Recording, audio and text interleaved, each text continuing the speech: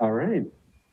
Good evening, everyone, and welcome to our winter solstice edition of the council meeting. And this is actually our last meeting of the year. We already began the meeting and just came out of an executive session. And now for any announcements, I do want to begin by giving a happy birthday shout out to our own Samantha Stewart. We really appreciate all the things that Samantha does for our youth programming and to keep the pool thriving and lots of other things as well. Do we have any other announcements? Brian? Yes. Hi. Yeah, I would like to make an announcement, pull it out of Petitions and Communication, that the National Wildlife Association is honoring Yellow Springs along with 9 other communities who have become community habitat communities through the National Wildlife in 2020.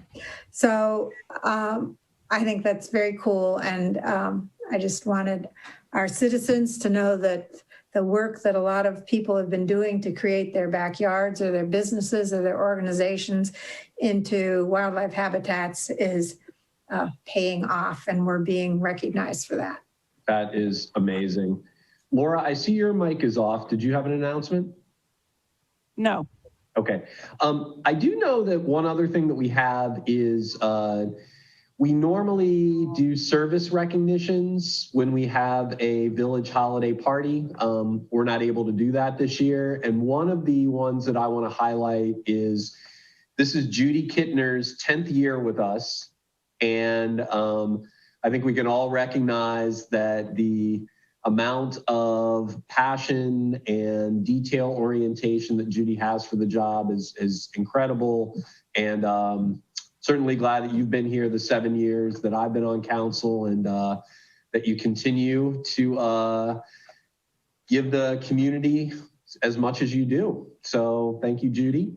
Josue, did we have any other service recognitions? I'm sorry, Brian, we couldn't get the slides together. But we'll make an announcement on the service recognitions. Okay. Do we have any other announcements? The Wi-Fi is up and running in the downtown area. So that's formally launched. We are troubleshooting some of the connections and whatnot, but for the most part, it's up and running and people can enjoy free Wi-Fi in the downtown area. Okay. Lisa, do you want to say anything about the rapid response testing? Yeah, sure. I would be absolutely glad to.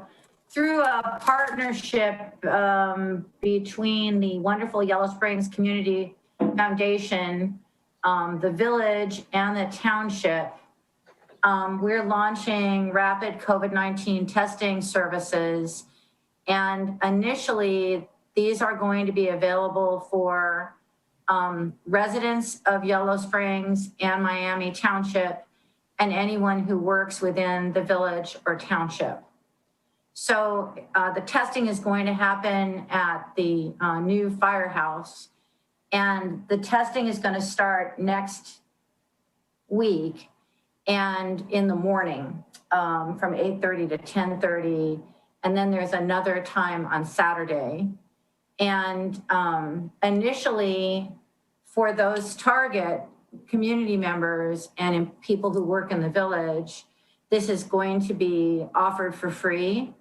However, we want our aspiration is for rapid testing to be available for our whole community, right? So there is a cost to do this. And so if you decide to get tested and you are able to pay in part, that's kind of pay as you can, that's great. So we're doing this in collaboration with a company called Wellness Flow, and they centralize the appointment process. So you would go onto their website for Wellness Flow, and then you pick the Yellow Springs location and make your appointment. So you do have to make an appointment. You can't just show up there. And I'm trying to get the email address is www.wellnessflowllc.com. And I checked their appointment system before this meeting, and there are available appointments for next week. So I hope that you join me in thinking that this is really an important and wonderful thing. And I'm so grateful to the Community Foundation. Melissa Heston was the person who brought this project to my attention. And I'm so glad that both the township as well as the village are able to get involved to help sponsor the cost of this program during an absolutely critical time until the vaccines are available. Thanks for sharing that. Yeah, thanks for sharing that, Lisa. And I know that, I've been reading for a while now about how important rapid response testing is to get us through to the vaccine. So thanks a lot for everybody that's been working on that. And I agree, it's great that we can support it. I also want to remind everyone to stay safe during this particularly New Year's Eve piece of the holidays. And I don't know if Chief Carlson or Josue have anything that they want to share related to this New Year's Eve. Sure. Thank you, Brian. We put out a public service announcement, a notice in a newspaper and digital social media outlets that unfortunately, due to the curfew being extended through January 2nd and the mass gathering restrictions in place, the New Year's Eve event is a prohibited event. So it cannot take place. We reached out to Lance and other community partners, and they were not planning on doing the New Year's ball drop due to the COVID pandemic. So it's understandable and reasonable. And so this form of notice to council that event is not taking place. Maybe we can do New Year's redo in summer. That sounds fun. Great. And I think otherwise, that's all the announcements I had. Anything else before we move into the consent agenda? All right. So we have the minutes from our last meeting, and I'll entertain a motion to approve. I move. Okay. And a second? Second. All right. And Judy, if you could call the roll, please. Yeah, McQueen, Yes. Stokes, Yes. Curlis, Yes. Krieger, Yes. Hausch. Yes. Thank you. All right. In reviewing the agenda, anything that we need to add, modify, or remove? Yes, Laura and I had wanted to make a nomination to the Environmental Commission. And I don't know, Judy, did Piper not submit anything or what? Yeah, you all got an email with her resume. I do not put those in the packet because I Okay. don't like to do that. And I had said that in the email. So everyone Yeah. had her resume. Okay, I see. I didn't realize that people got that. So when would we do that? We'll do that during the boards and commission report outs. Okay, thank you. Okay. Anything else?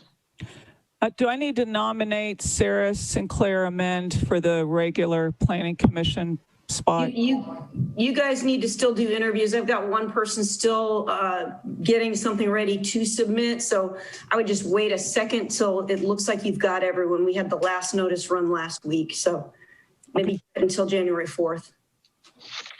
Okay. Anything else? All right. If not, we are going to move into legislation and, petitions and communications. Mary Ann. Yes. We got a letter from Joe Dunphy addressed to Johnny, I think, thanking for the flashing crosswalk lights. The National Wildlife Community Award notification was sent that Yellow Springs is one of 10 communities being acknowledged by the National Wildlife Federation. Lisa had submitted information from the Columbus Dispatch on anti-racism. Brian submitted a letter he sent to the state encouraging them to fund the Clean Ohio Fund. Brian also submitted information about a 21-day racial equity challenge. Elise Burns submitted the Mayor's Court report. Lisa submitted the rapid COVID test information that she discussed earlier. And Bernadette Park submitted a very interesting history about the Mills Lawn property. And then we also got an email from Mary Ebby citing the sources that were used for that article. That's all. All right, thanks, Marianne. And one notable on the Columbus Dispatch article is that was written by our own Kevin Magruder. And I've heard a lot of people highlight that what an amazing guide to thinking about how to be anti-racist. So make sure to read it. All right, we are going to move into legislation then, and we have first up the second reading of Ordinance 2020-37. Judy, we can read that in by title only, please. This is approving the 2020 annual appropriations and declaring an emergency, Village of Yellow Springs, Ohio. All right, can I get a motion? So moved. And a second? Second. Okay, I heard Lisa's second. All right, and since this is the second reading, we will open the public hearing. And I guess we'll have Josue begin with an overview. All right, thank you, Brian. I'm going to be as brief for as long as you want me to be in this presentation. You know, we've done a couple virtual town halls where we presented on all the different funds. We've also presented before council. We've had 3 work sessions covering the budget. So I'm going to start my presentation with some of the changes that we've incorporated into this budget. And this is in addition to the questions that have been answered in writing that are part of your packet. Marianne submitted questions around the Affordable Housing Fund, the Police Department hybrid vehicle, and we've provided not just short, concise responses, but also supporting documentation for those to those questions. So I'm going to do a brief overview, and you let me know if you want me to cover anything in greater detail. So I'm going to share my screen, and please let me know if you see my screen up on your screen. Looks good. All right, so, all right, changes. These are the budget changes you'll see reflected primarily in the ordinance document before you. So we reallocated phone charges across departments, so there's no net change to the budget as a result of this change. We updated the ordinance document to include the $275,000 match for the Safe Routes to School grant that we pushed off from 2020 into 2021. This expense was reported to the special revenue account and included in all budget worksheets. We just needed to have it reflected in the ordinance document.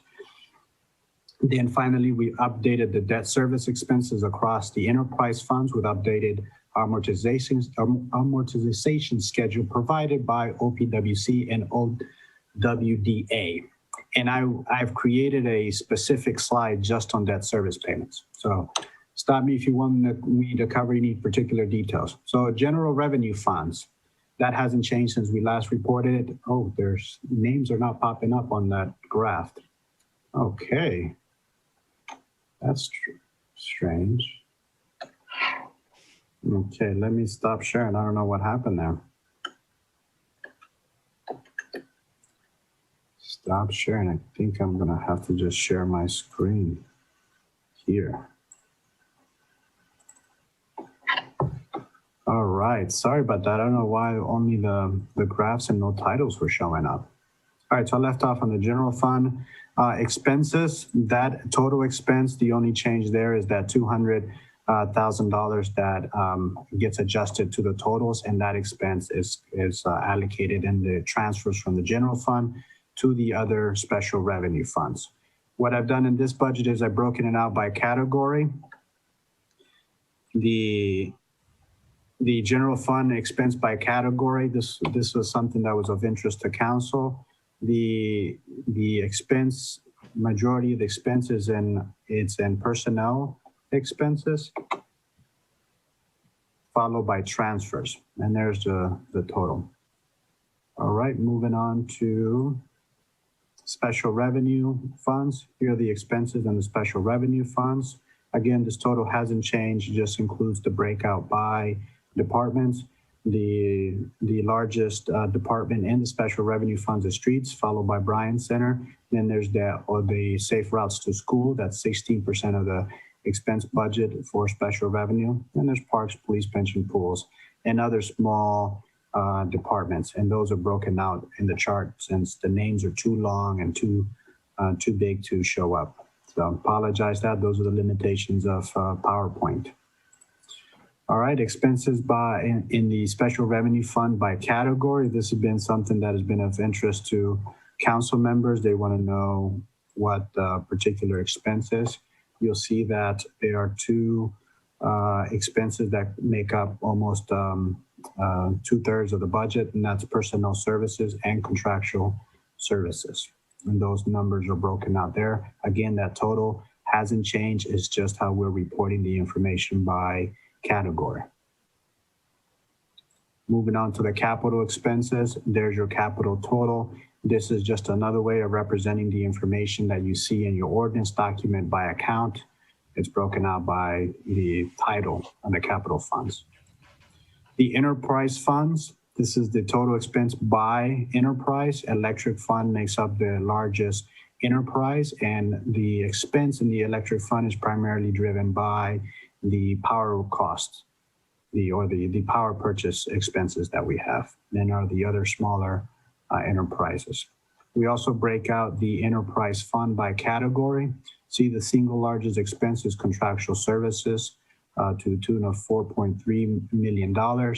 That's primarily what it costs us to buy electricity through our energy contracts. Here's the slide I mentioned. We looked at all debt service expenses by department. There's been a question that has been asked in the past. What are our total debt service expense and where in the enterprises are they?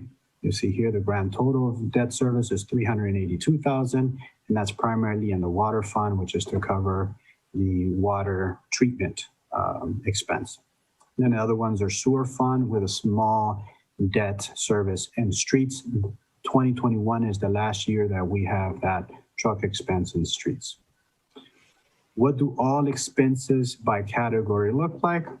You'll see there 42% of our expenses made up in contractual services. That's $5.6 million, of which over $3 million is in power costs, followed by personnel services. That's almost 30% of a budget, 12% in transfers, 10% in capital, 4% in materials and supply, 3% in debt service. And then the other expenses are smaller, such as general operating expenses. These are training and travel and other small expenses. And then there's miscellaneouses, which come out to $33,000. And that is the overview of the budget, Brian. Is there any information I can provide to facilitate your discussion and decision tonight? So I think, Josue, what I want to begin with is questions and make sure that we really focus on any areas that we need to discuss. And then, we can see if we need to go into some of the aspects where there's some significant changes year on year. But otherwise, I think we'll open it up, first of all, to council members to ask questions or make comments. This is Laura, and I put in a memo that I was hoping to make a motion to add to the Green Space Fund a project that the Glen Helen Association is looking to do in 2021. It would be related to a grant where they would tear down the power plant and remove it, and that's a very expensive demo due to materials on site. It's long been a public safety hazard as well as an eyesore, and then they would restore the wetland. And I think for a match of 25%, it's quite a value and a way for the village to get a lot of good out of that project for very little money. So I would like to make a motion to add $125,000. That I think the appropriate place for it would be in the green space line item. Okay, so there can still be discussion after we get a second for that motion. Is there a I second? second that motion. Okay. So one of the things I wanted to highlight, I love the concept and the proposal, and I've been privy to understanding a little bit about the project. So right now, I guess Josue or Matt, the Green Space Fund has 270 and some change. We will eventually be appropriating 60,000 of that for the Agraria Trail, correct? Correct, and we appropriated the $60,000 expense in 2020. So you authorized us to spend it in 2020. Right. You have a resolution for us to encumber the expense this year and finalize the transaction either this year or next year when council approves the purchase agreement. Right. So I'm sorry, go ahead. So just in short, there's 210 once you factor in the $60,000 expense. Okay. So then I guess the second thing is, we're holding on to 200,000 because of potentially for Tecumseh Land Trust. We're hoping that that's going to be invested in conservation and preservation. We don't know how much of that is actually going to be used in the end. So my question or what I wonder is, if the Glen gets this grant, can we pull that funding out of the general fund at the point that we know that that grant is going to happen? If the question is for me, Brian, yes, council has the authorization and the funds are available in the general fund to appropriate the expense at any council meeting through a supplemental appropriation. Okay. So I guess I'll just state that was all to kind of say, my preference would be not to add that into the Green Space Fund, because if that all comes to fruition, we may already have it in the existing fund. But anyway, that's the point I wanted to raise. But I do like the sounds of the project and everything else. I would prefer to wait. As far as I know, unless I'm wrong, we haven't gotten a request from the Glen for this. Is that correct? Well, they asked you and I specifically verbally. Well, there's been no formal request from the Glen, as far as I'm aware, to the village. So Nick Budis might be on the call. I'm not sure. He was going to try to attend. I see Nick Budis just popped into the waiting room, and so is Susan Smith. You want me to I'll let Nick in. Are you expecting Susan Smith? Yes, I'm expecting Susan as well. Okay.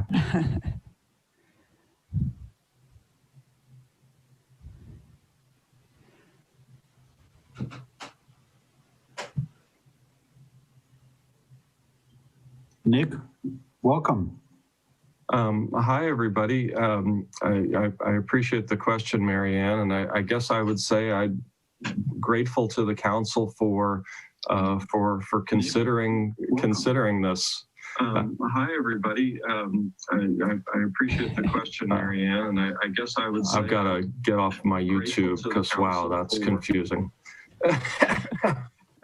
We got a second hearing of the question. Yeah, I was hearing myself, which is tough in any circumstance.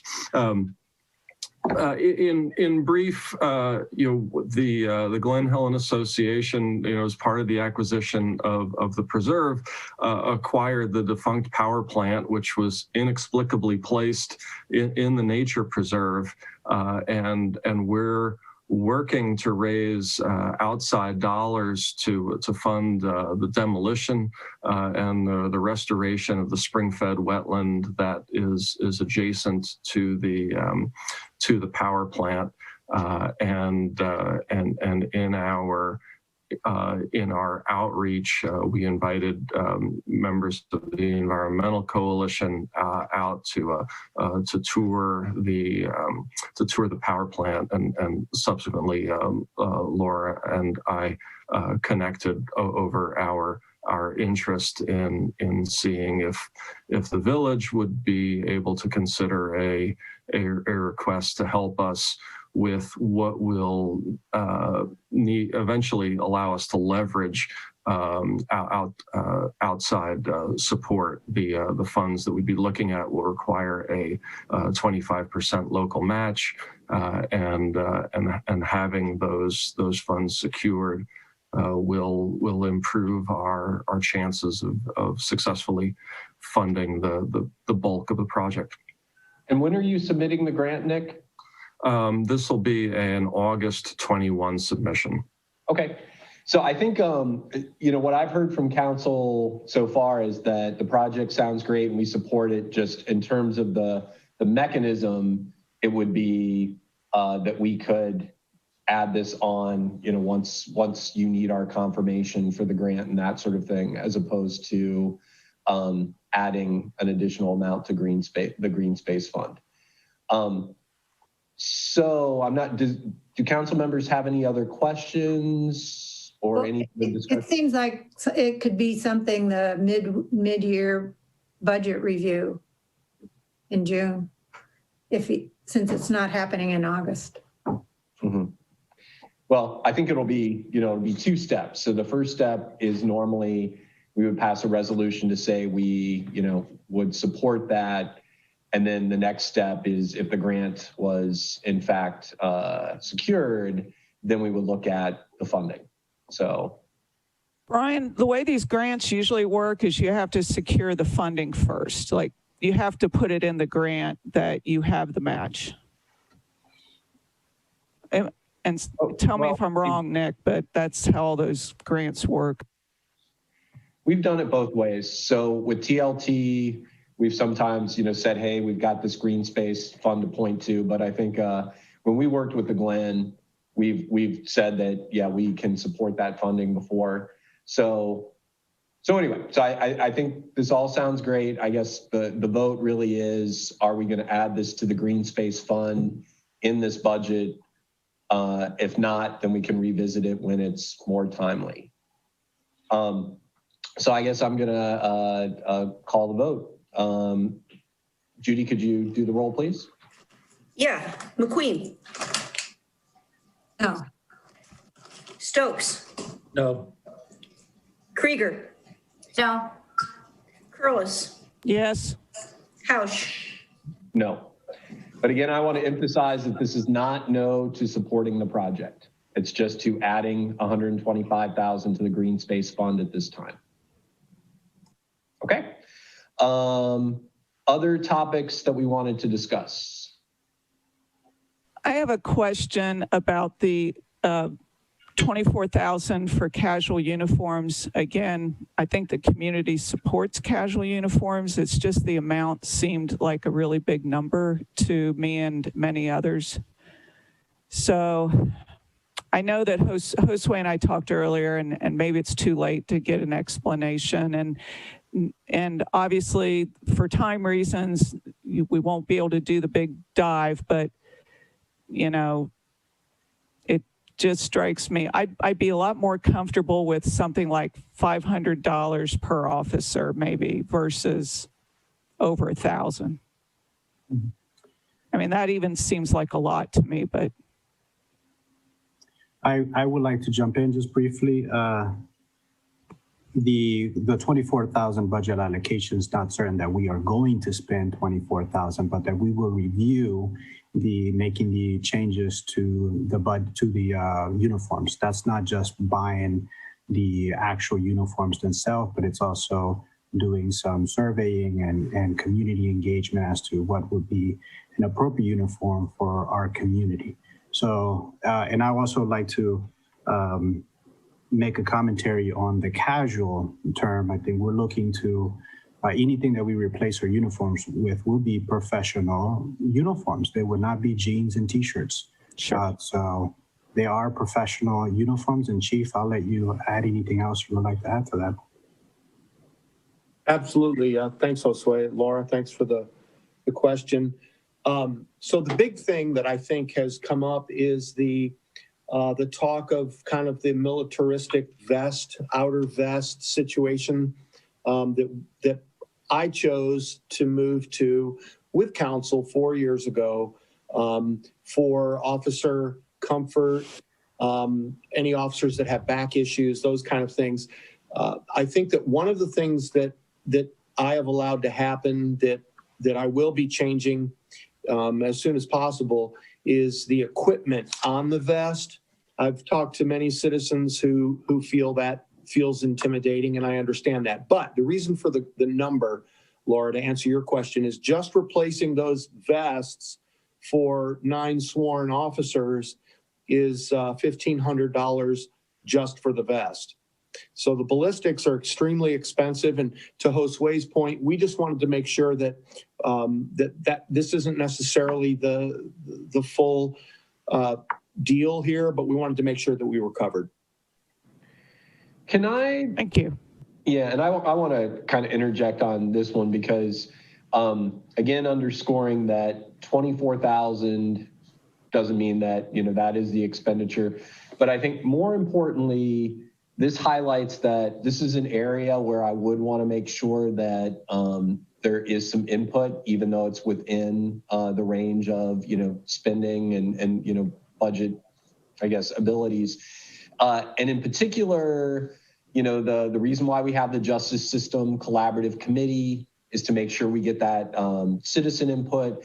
And I want to make sure that we make a, decision that really kind of meets why this is such a great thing to have in the budget. So I think this is kind of a note that, my approval at least is with the understanding that this decision will be made more collaboratively.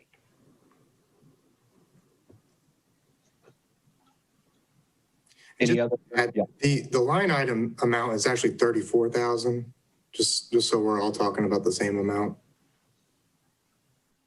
But it's like a $24,000 increase over, I think, last year's number. And then traditionally, it's been between 6 and 10. Correct. And we have an allocation there of ongoing uniform replacement, things that need to be retired, and wear and tear on equipment and uniforms that need to be changed. So that's the 10,000 plus the 24,000 proposed for a uniform change. Cool. Well, I think this is a great opportunity, and I really appreciate that, the messages from the community were heard around, I love what Chief Carlson highlighted. Yeah, I just want a quick analogy is the skate park. When we were getting ready to spend a significant amount of money and then realized in the final hour that the equipment we were going to purchase wasn't what the users wanted. So I want to make sure that, we think about it when these do have significant impacts on the community. All right. Any other comments about or questions related to the budget from council? I would like to thank staff for addressing the issues that I raised about affordable housing, glass farm, maintenance fund, and hybrid vehicle for the police department. I'm assuming that just as we're talking about potentially putting money into the budget to help defray the costs of the removal of the power plant in the Glen, that should we decide we could put money into an affordable housing fund during the year. I still have questions about how to be tracking the glass farm maintenance fund, but I also think that can come out of the discussions as we work on the plan, the management plan for that property. And maybe as we talk about management plans for various parks in our system and how and whether funds are set aside for managing those properties. I was not clear from the response about the police car, whether a hybrid was going to be purchased. So I guess I'd like that answered. Yes, Marianne, I've got 3 questions from you. I'll start with the easy one. The PD question, yes. at the price that we initially estimated, $45,000 for a vehicle replacement, Naomi and Chief reached out to vendors and see if we could upgrade to a hybrid vehicle, and it looks like we can at the same cost that we had initially projected. So that's good news. Chief and Naomi did a great job in working out those numbers, and that quotes is included. That's on the hybrid vehicle. On your question about the affordable housing, I want to reference material in the packet that we received a letter from the state auditor's office that we could not establish it as a special revenue fund, but that we can create an internal account within the general fund, set money aside. So I know council had taken action in the past to create that fund. I connected with Judy just to see what steps we need to do next and what kind of conversation council wants to have as to creating an internal account within the general fund, but that certainly we can do it. And it could be as simple as opening a department within the general fund for us to track those funds. Now, one of the things that we have been advised by our auditors is that a lot of the accounts that are solely funded from the general fund must roll up to the general fund because they do not meet the compliance requirements for being special revenue funds because they do not have a dedicated stream of funding outside of the general fund. So when reporting an internal account in the general fund, it has to all roll up and we have to report the total of available funds in all those accounts as one number available in the general fund. So long answer to say, yes, we can keep track of it in an internal account in the general fund. That's on the affordable housing question. And your questions also had a second part to that question is, how are we funding the affordable housing fund over the years? I don't have an answer to that, and I don't know that council has made any decisions about funding affordable housing initiatives beyond 2020. I know that for this year, we made some significant investments, or we delivered on promises we made over the last couple of years, specifically in the tune of $60,000 for the Forest Glen project on Xena Avenue, and $60,000 contribution, and the tap fees for that project. So we made some significant investments in those amounts, but beyond 2020, we haven't specifically said we haven't made any particular promises of contributions to projects and how we're going to fund those. As for your parks and set aside, your question was specifically about Glass Farm and how we are keeping track of the money for maintenance and repairs of the Glass Farm. Since we don't have a particular Glass Farm fund or department account, we have been keeping track internally in the administration general fund activities. So for 2020, we had budget $5,000 for Glass Farm activities, and we spent a little under $1,000 in fixing the aqueduct and other repairs that we did to Glass Farm. And in the 2021 budget, we've allocated another $5,000 for Glass Farm activities. So those are the three and the final question, or part of your second question was, what are we doing about parks and allocation for parks? We keep a lot of our we keep track of our parks projects through our capital projects, and we report those out on a 5-year basis. You've had in one of the work sessions to talk about what we have planned in 2021 for Ellis Pond, particularly the bridge to the Arboretum. And for 2022, we want to devote some funds to our much neglected Betty Hughes Park. And that's for 2022. So that's the way that we're keeping track of projects and investments we want to make to our park system. Thank you. Thank you. Lisa, anything you want to talk about? Kevin? Well, I would just say that, there were some unknowns, if you would, in terms of my general overview of the budget. But I attended the town hall this past week. And as I said in an email, that Josue did a fantastic job of sharing details and sharing information about some of those nitnoid things in the budget. And I think that just gave me a greater appreciation for the work that the team does put into putting these budgets together. So I feel very comfortable with everything in it, and I appreciate the effort to share that level of detail. Thank you, Kevin. I appreciate that. Sure. All right, I'll check in to see if we've got, Marianne, you just mic'd off. Did you have something?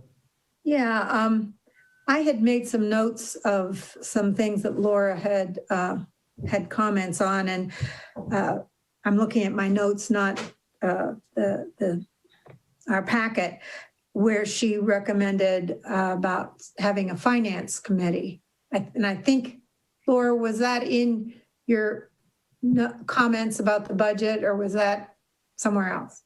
Yeah, I mean, just generally, because we're going down a road of deficit spending, number one. And what that usually means is you draw the line somewhere. Maybe that's, and Josue has said his line is 90 days general reserve. That may or may not be where council wants to land. But what it usually means is then there's nothing else to spend on non-personnel related things, or very little. I just think that it's probably time for council to be a little bit more involved in regular, like quarterly budget development and oversight. And I know there's a finance committee that looks at investments largely, but I mean in reviewing what right now is current deficit spending levels. And this next year is going to be interesting to see at what level our tax revenues continue to float at, whether income tax continues to be at a lower level or not. I'm feeling that way because of where we are historically. Yeah, and I think that, well, I was just going to say the finance committee discussion is a good one to have at our January 20th council retreat that we've scheduled. Go ahead, Marianne. And I agree. I wanted to follow up on that it's a lot to take in, the whole budget. I mean, it's a lot to take in for staff, clearly, but it's a lot to take in for council. And it's probably, other than the sort of overview, which I thank Josue for all of those pie charts, because I think they really help people understand. And still, every year we've talked, well, for the last maybe 3 years, we've talked about doing a participatory budget process that hasn't happened. And so my thinking about having a finance committee that, rather like Laura was proposing, could include some things like, if we were going to have participatory budget, or some way for the community to really have understanding and input into the budget, whatever we call that, that could be given to the finance committee to say, okay, so this is a goal that you have this year, do it, and it has to be done, before December, which is sort of like what happens.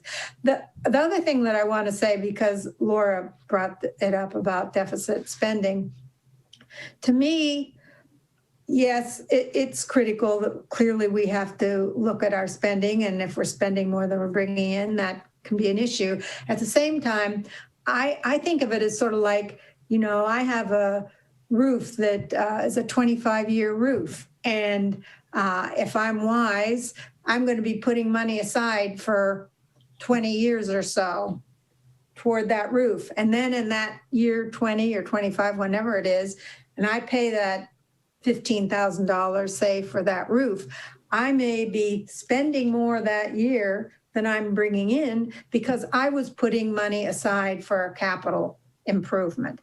And that is how I look at this budget in general, that the monies that we're spending have been put aside over years, and council has been designating these for capital projects, and now we're going to do those capital projects. So it's a different sort of deal in my mind than just like, oh, we're spending more than we're bringing in. And I was concerned that 2 issues of the Yellow Springs News I didn't think really reflected that. I think that it's important for the community to understand that. We're spending more because we put that money aside because we want to spend it on capital projects. Excellent analogy, Marianne. Yep, thanks, Marianne. Okay, I think I'm gonna check in to see if we have any citizen questions or comments, and then give council a final opportunity before we wrap it up. So do we have any other questions from citizens? And Brian, you know what I'm about to say. Yes. If you could open that public hearing, please. I did actually, right at the very Did you? Yes. Dang it, you Yeah, keep I sneaking that heard in it. on me. I Dang. apologize. Yes, I snuck it in. I did it right at the beginning. Yeah. and I'm going to close the public hearing too, I promise. All right. So do we have any questions? Okay, I guess I want to highlight a few things, some which have kind of been referred to. But I guess I first of all want to, just as I kind of made a highlight about, the uniforms and that, we have a process that we want that to go through. On a different note, I want to say I love that we're able to get the hybrid vehicle. And I think we got plenty of detail about the vehicle for the public safety department. But I do want to sort of remind that part of my support in this round is contingent on us thinking more about active transportation in the way that we deliver public safety. And so I want to make sure that we get that bike patrol going. I want to make sure that we're thinking more actively about foot patrols so that in the future, we start to really balance out the wear and tear on our motorized vehicles because we're supporting our active transportation, ergo climate change goals.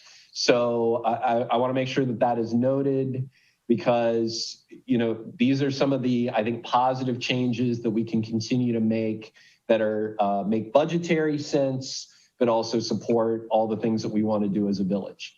The other thing I want to say is, actually, Mary Ann said it perfectly, but I want to say it in a different way.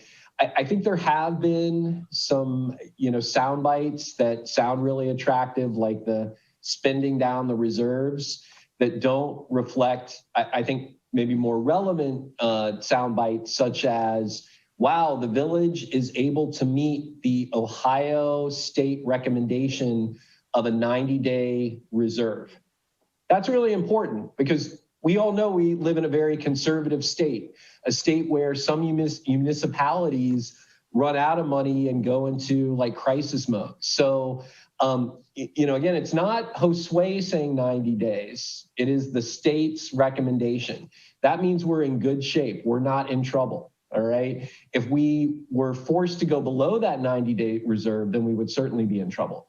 So related to that, I think it's the other soundbite I want to put out there is what are we getting for the money that we've saved up to spend in these capital projects, right? Why are we investing the general fund?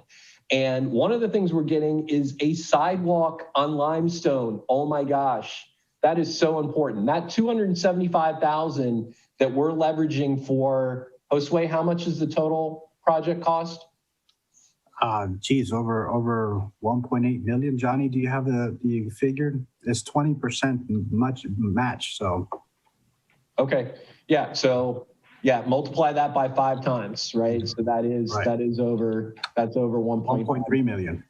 Yep. So, this is really important because part of why we also have a smart investment strategy that involves the village putting up a little bit instead of the whole thing is that these opportunities don't come up all the time. And we are doing such a great job. But I think everybody's got to admit that $275,000, which is almost a third of what we're seeing in the deficit spending for 2021 is significant. I made a list of some other things that we are getting as well, but I think that's really important to emphasize. And tied to that is these are not projects that are just, it'd be nice to have them done. They are critical to do. We have to do them. So the question is, do we do them now before they cost more, before, we keep on deferring maintenance? And I mean, ultimately, at some point, like happened with the water plant, we get to crisis mode, and then it costs us way more than what it would if we had been working on this all along. So those are some of the things I wanted to highlight. I think that's enough to really emphasize that, as everyone else has said, this is a great compromise budget. It advances a lot of our projects. We're going to be looking at this really closely all year. And then it may be true, as Laura said, if other things don't get better, if these investments in infrastructure don't bring more economic development and don't bring other opportunities, then we may have to slow down on these necessary improvements. We may have to take out loans. We hope that the state government and the federal government are going to support us. And in fact, they passed a capital budget, I think it was voted on today, maybe tomorrow, that is going to be signed by the governor that includes money for local municipalities. So we have to keep on thinking about how we make these investments in a smart way, but we are not in trouble, all right? We are going to maintain the key services no matter what, and then we hope that we can keep on improving our community overall. So any other questions or comments before we call a vote?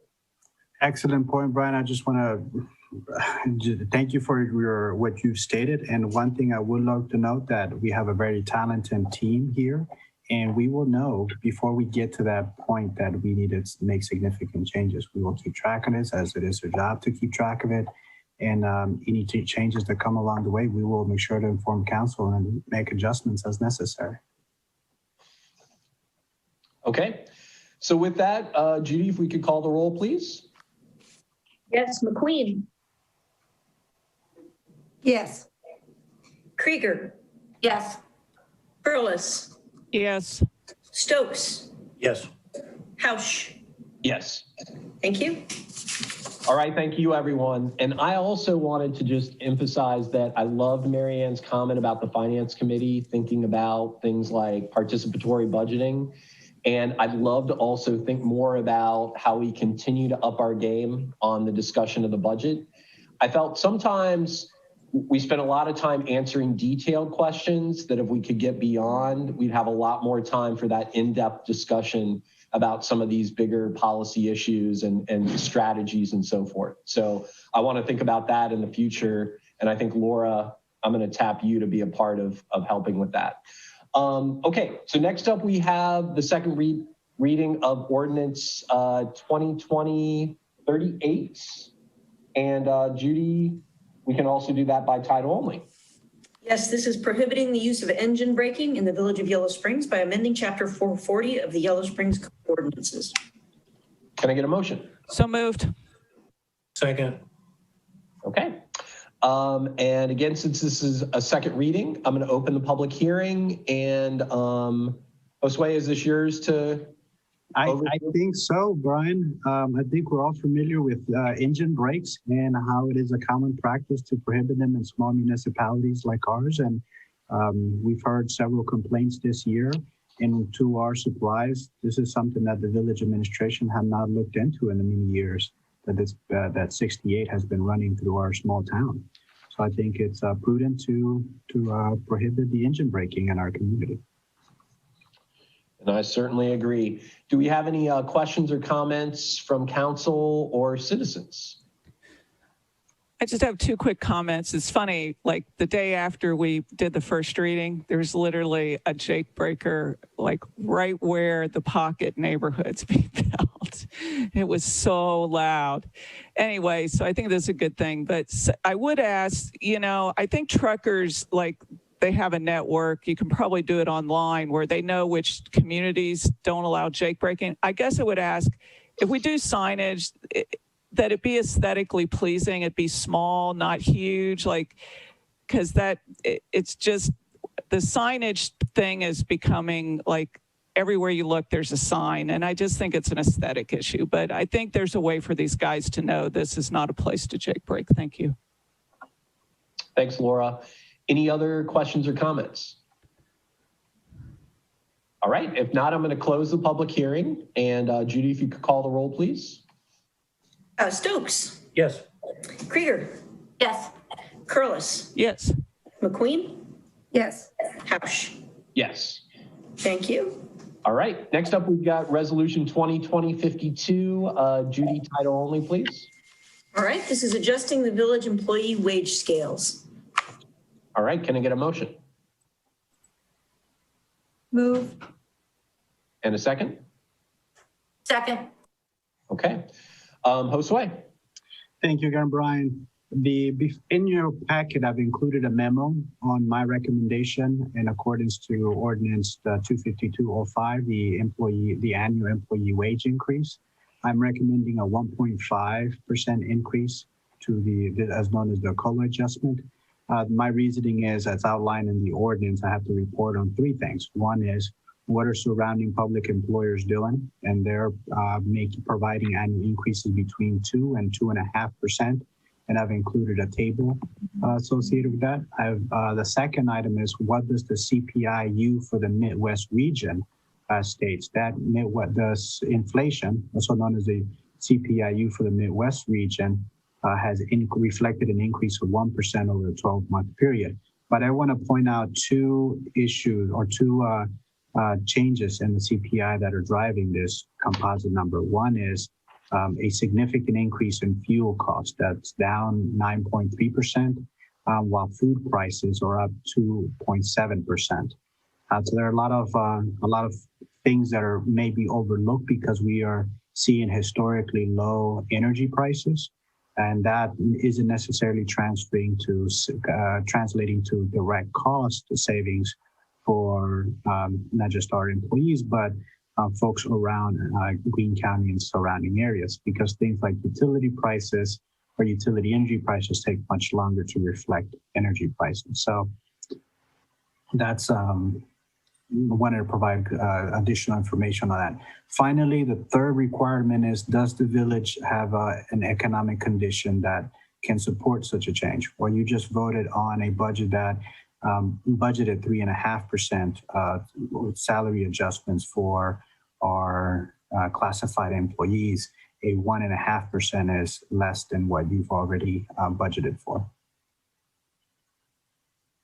So there in the packet, I've also included some economic data looking at the inflation over a 20-year period. I've also included a table of the COLA adjustments over the last 10 years and how they correlate, or what was the CPI for the Midwest region at the time of that COLA adjustment being provided. Also included the village managers' names who were responsible for making that recommendation, included the local COLA adjustments by local municipalities. I've also included a labor market report that looks at wages in the surrounding area. Greene County falls within the Dayton area economic summary data. And as you can see, the three counties that we are compared to, Greene County is the public employer with the highest wages of Miami, Montgomery, and Greene County. So we're certainly in a market that is on the upper bracket of salary and wage payments. Okay. Do we have any questions or comments for Josue from council? Okay. Any questions or comments from citizens? All right. Well, I want to say I appreciate that this proposal also appreciates the challenging situation that we're in. And I think it was it's a great approach, well-reasoned, and it took in a lot of different thoughts that I think council members and others have shared. So if there aren't any other questions or comments, then Judy, let's call the roll. All right. Krieger. Yes. Curlis. Yes. McQueen. Yes. Stokes. Yes. Hausch. Yes. Thank you. All right. You know, I will say that the nonprofit that I work for did not give any increases, but did give a one-time bonus. And I'm glad that the state helped us to give that one-time bonus with the refund that we got on workers' comp. Okay, Next up, we've got 2020-53. And Judy, if we could read that in by title only. All right, this is authorizing the village manager to enter into a contract for library facility renovations. Can I get a motion? So moved. Second. All right. Josue? Thank you, Brian. I'm tag teaming this with Johnny. As you may recall that a couple years ago, there was a request to update our library bathrooms to become ADA compliant.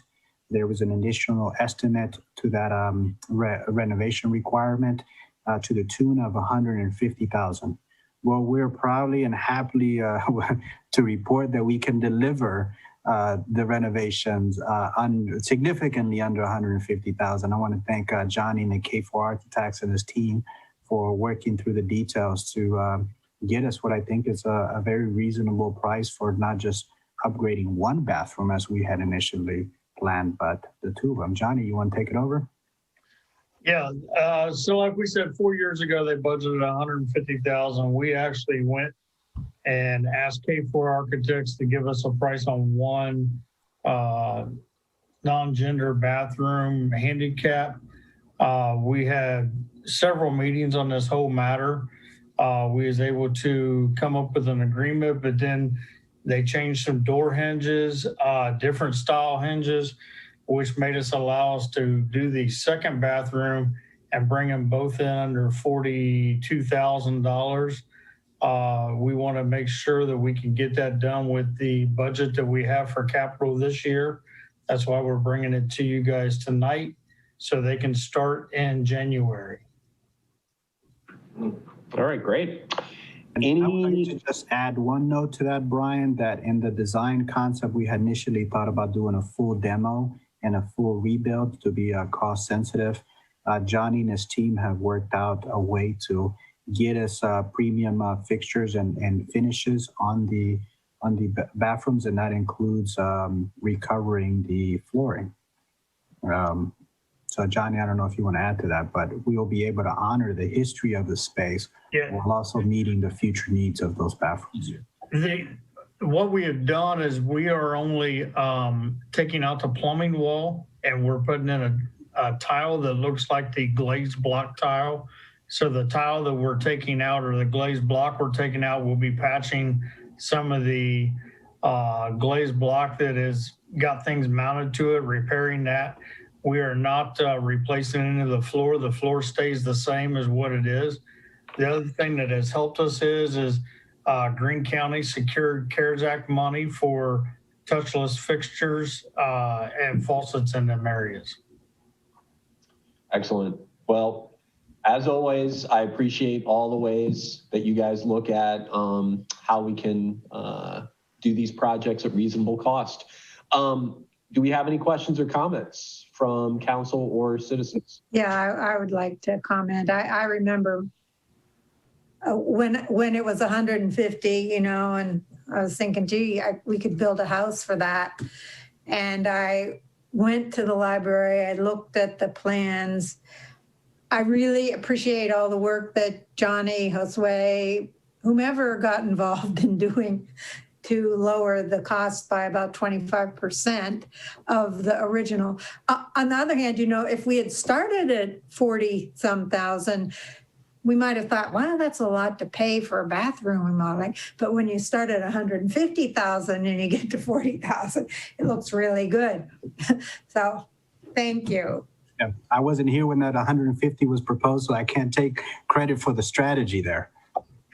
But Brian, I also want to thank Carl Colon and his team, the Library Commission, which Kevin Stokes sits on. And Kevin was in one of those meetings where it got a heated debate about the glaze brick and all the other things that folks wanted to keep on there. So I appreciate Carl Colon and his team and the Library Commission and the librarians for just a balanced approach and looking to get the best that we could at a reasonable price. So, and thank you, Kevin, for all support in that commission. Absolutely. And I would echo virtually verbatim what Mary Ann said. And I don't even know what magic was done, to get that number down. But it was, one of the points that was made in terms of the all the adjustments that were saved, all the construction costs that was saved simply by changing the hinges on bathroom doors. It's amazing. So there was a lot of creativity, a lot of effort, a lot of good-natured work put in there. And I just appreciate just standing back and witnessing most of it. I'm absolutely glad to be part of the process, and I look forward to the finished product. All right. Any other questions or comments? All right. Then Judy, if you could call the roll, please. Yes, Curlis. Yes. McQueen. Yes. Stokes. Yes. Krieger. Yes, thank you. Hausch. Yes. Thank you. All right. And our last piece of legislation is Resolution 2020-54. And Judy, if you could read the title and then the therefore statement. Indeed. This is supporting an end to the practice of cash bail in Greene County, Ohio, encouraging robust implementation of Criminal Rule 46 in order to reduce jail populations, decrease recidivism, improve the administration of justice, and save taxpayers millions of dollars. And then we move down to now therefore be it resolved by council for the Village of Yellow Springs that Section 1. Council urges the courts and local governments in Greene County, Ohio to end cash bail for most offenders for the reasons stated below. Section 2, council finds based upon the study of the ACLU and the comments of the Chief Justice of the Ohio Supreme Court. A, that the imposition of cash bail unjustly impacts the poor, resulting in wealth-based detention. B, that being incarcerated pre-trial simply due to inability to pay puts people at risk of losing their jobs, falling behind at school, not getting needed medication, and losing housing and or custody of children. Additionally, during the pandemic, it puts defendants and jail staff at unnecessary risk of infection. See that the system of cash bail is costly, burdening Ohio taxpayers to the tune of $199 to $264 million annually, money that can be saved by ending cash bail with common sense pretrial reforms. D, that a policy of releasing nonviolent defendants while their cases are resolved poses no greater risk of failing to appear in court or to the public at large.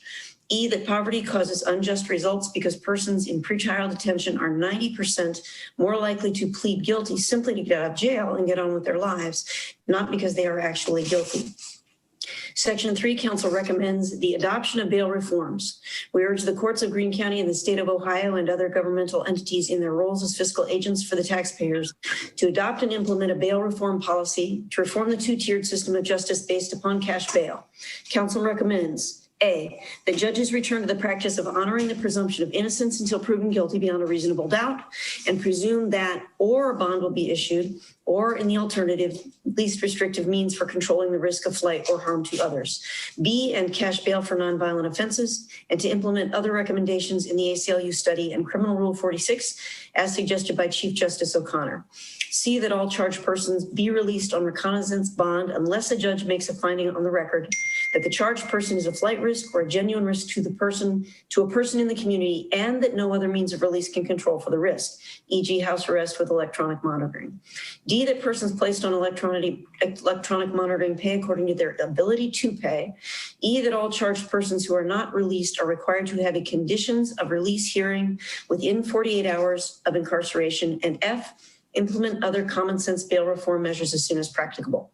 Section 4, the clerk is requested to send a copy of this resolution to all the judges in Greene County, Ohio, the mayor, the YSPD chief, the Greene County prosecutor, sheriff, and public defender, and the Ohio Chief Justice Maureen O'Connor.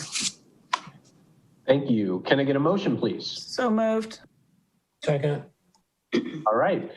I just want to say, first of all, this is a very important resolution, and I really want to thank many community members highlighting Pat DeWeese, Bomani Moyenda, and Laura Curlis, who did an excellent job of crafting this resolution. And Laura, I'm going to turn it over to you.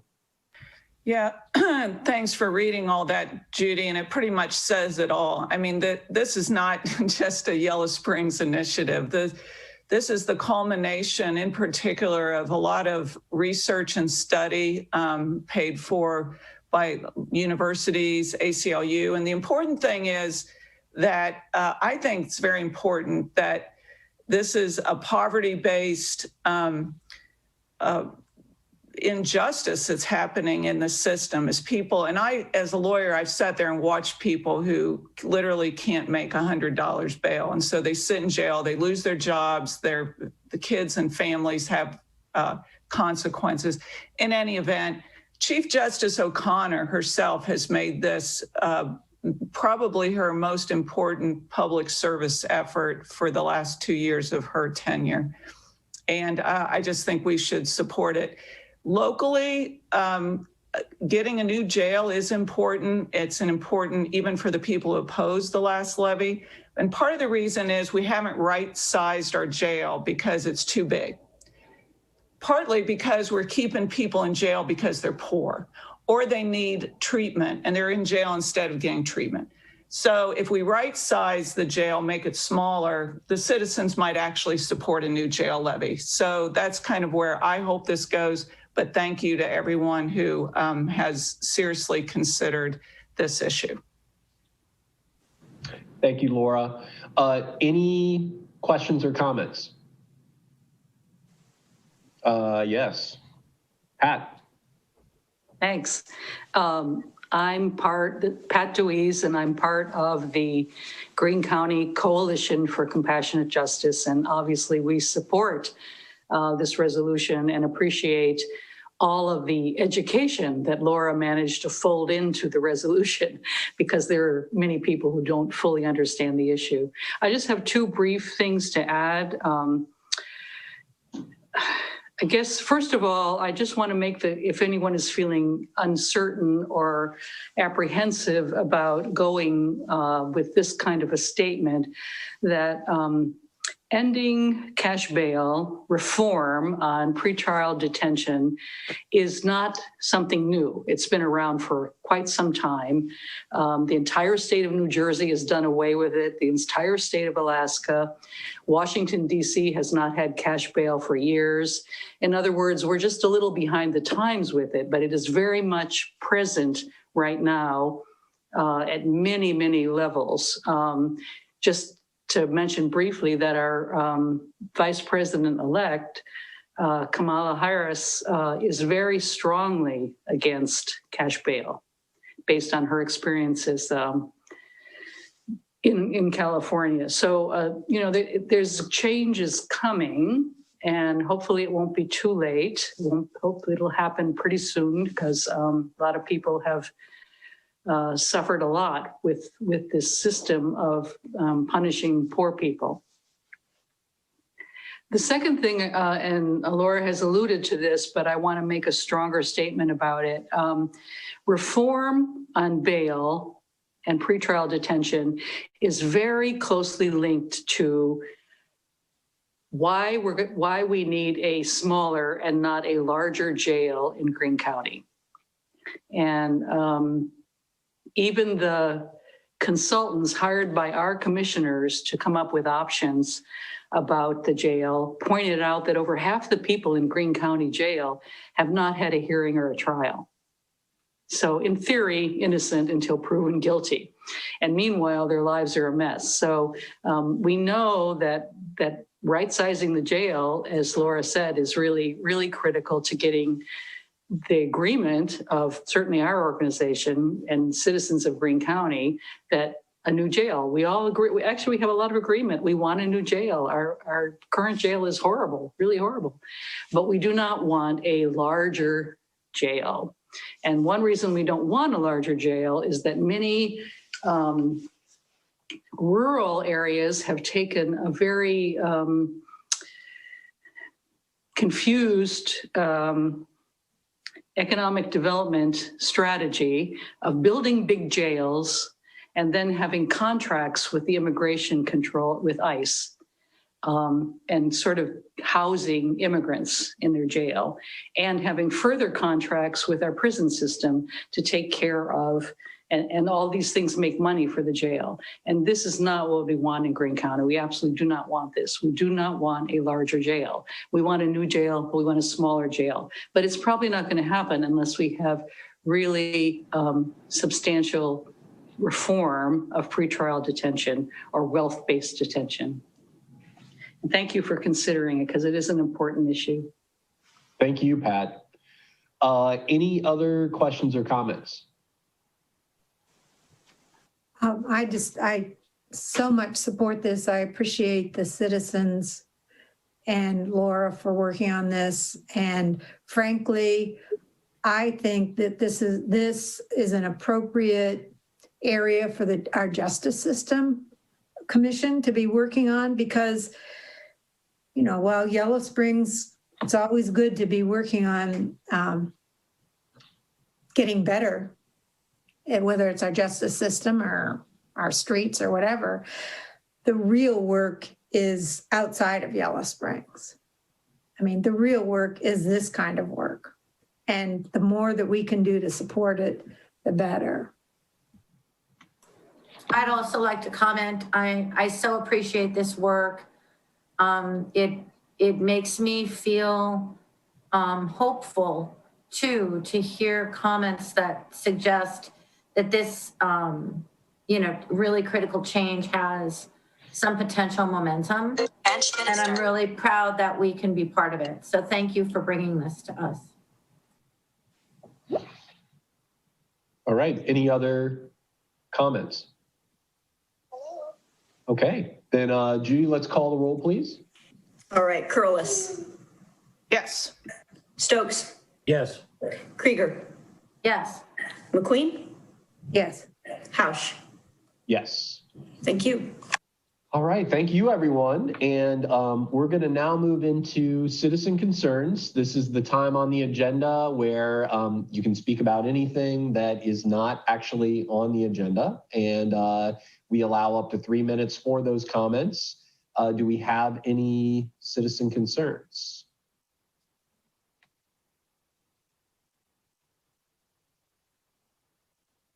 Okay, I'm not seeing anything in the chat or hearing about anything. No one's off micing. So we do not have any special reports. So we're going to move into old business and an update on our meaningful anti-racism actions. And I do want to highlight a few things and then call on a few council members to add details in. Our Justice System Collaborative Committee meeting last week was a really great one. We focused on a lot of the projects that are in process and how we get those across the finish line. So there are a lot of things that I believe we'll be looking at in January and into February, depending on what we have time for on the agenda. But I particularly wanted Laura Curlis to highlight just briefly the direction that we're going with the minor stops and some things that we're going to be bringing in January. Well, the group met today with Chief and us, Pam, and some other staff. And I think we're making progress on reducing the number of interactions where the police stop citizens. Particularly, we're going to start with mechanical failure type violations. This is the tail light out, the plate light out, the crack in the windshield, the kind of the things that you could get a letter in the mail saying, hey, get it fixed and give people 30 days before a second stop at which there might be a warning. This is still being worked on. This is my idea that we floated out there. And then we're going to talk about another category, these minor violations that involve a moving vehicle, failure to signal a turn. Now, these things can, of course, be dangerous. However, on the balance, when they're studied, these are things that there could be a reduction in incidents, or if it's the subject of a stop, that is the subject of the stop, and there's no other subject in the stop unless there's something obviously wrong.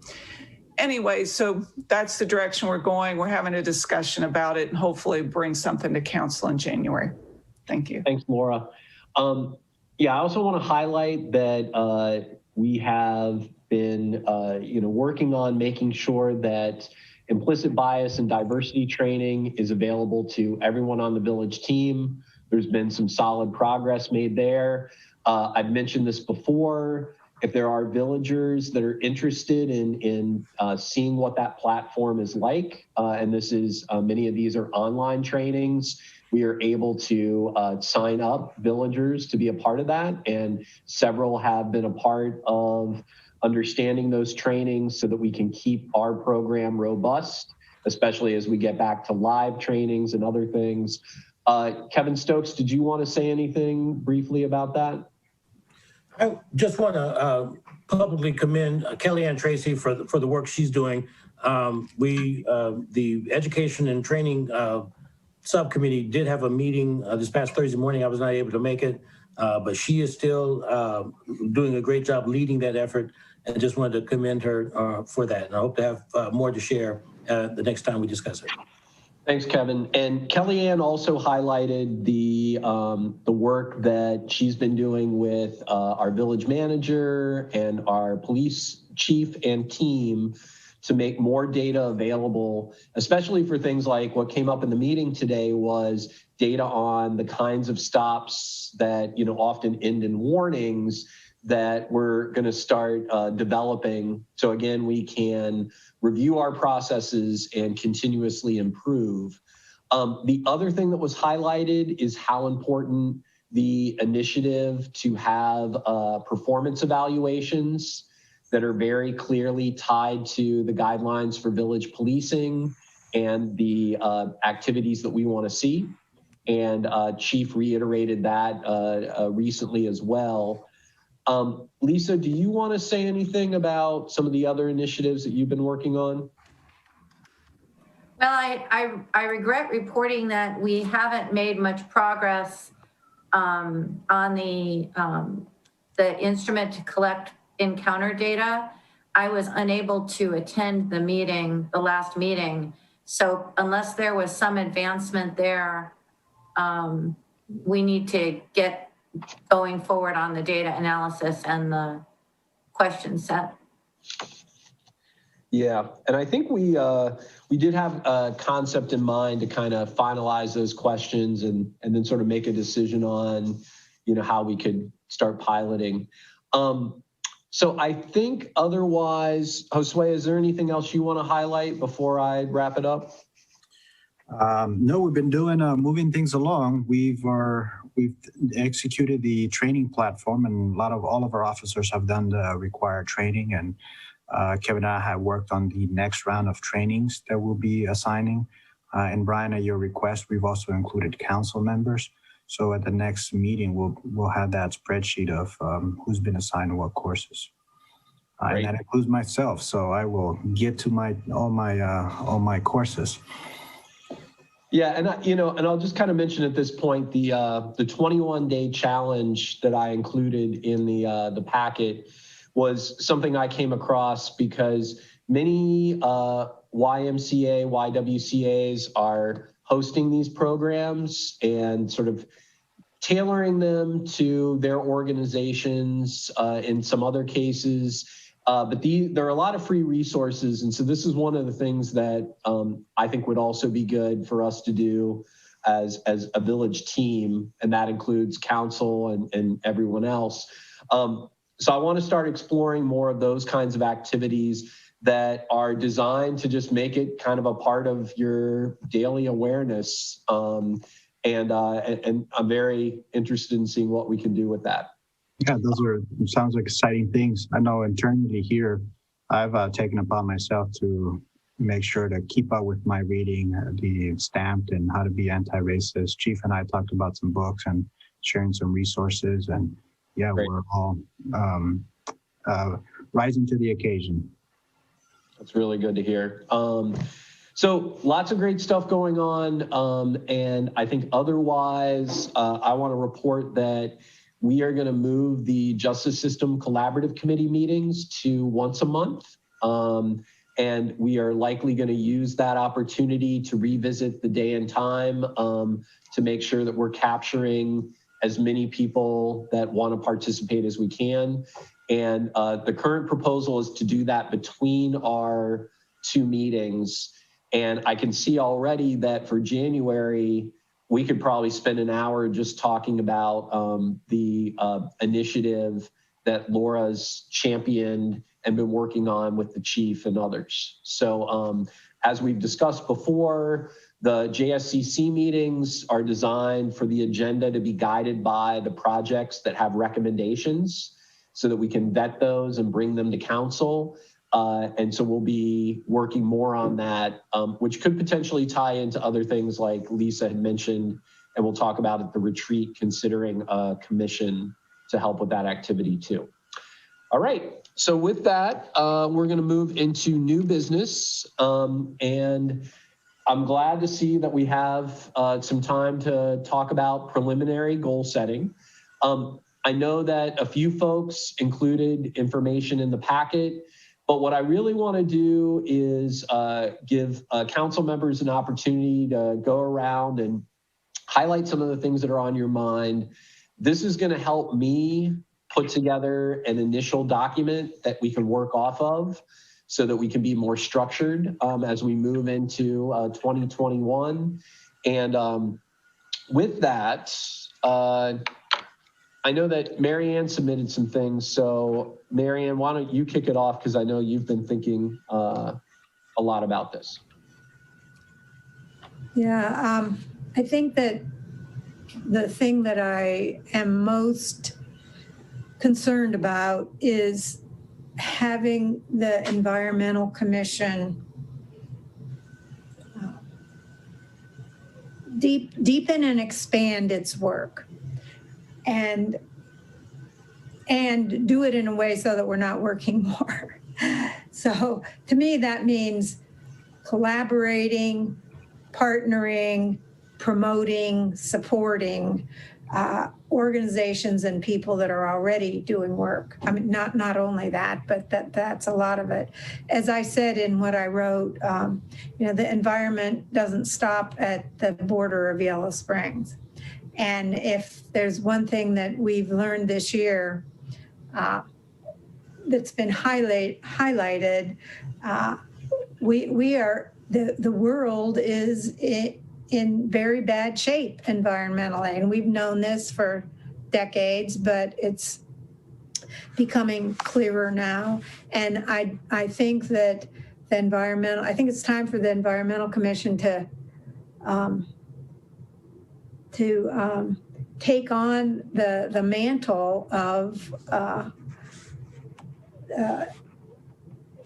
the environmental degradation that's happening globally, and do whatever we can locally and regionally and support efforts, including national and international. So I've written, what I see as goals, and I'm planning, the Environmental Commission will have a planning meeting in January, and I imagine that we will be having planning and inviting people to come and talk to the Environmental Commission.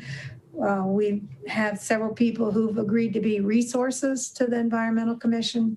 So I'm excited about this, and I think the new person that Piper, who's we're inviting to come on as an alternate, will be a great addition to the Environmental Commission. So I'm happy to answer any questions or comments that any council people might have.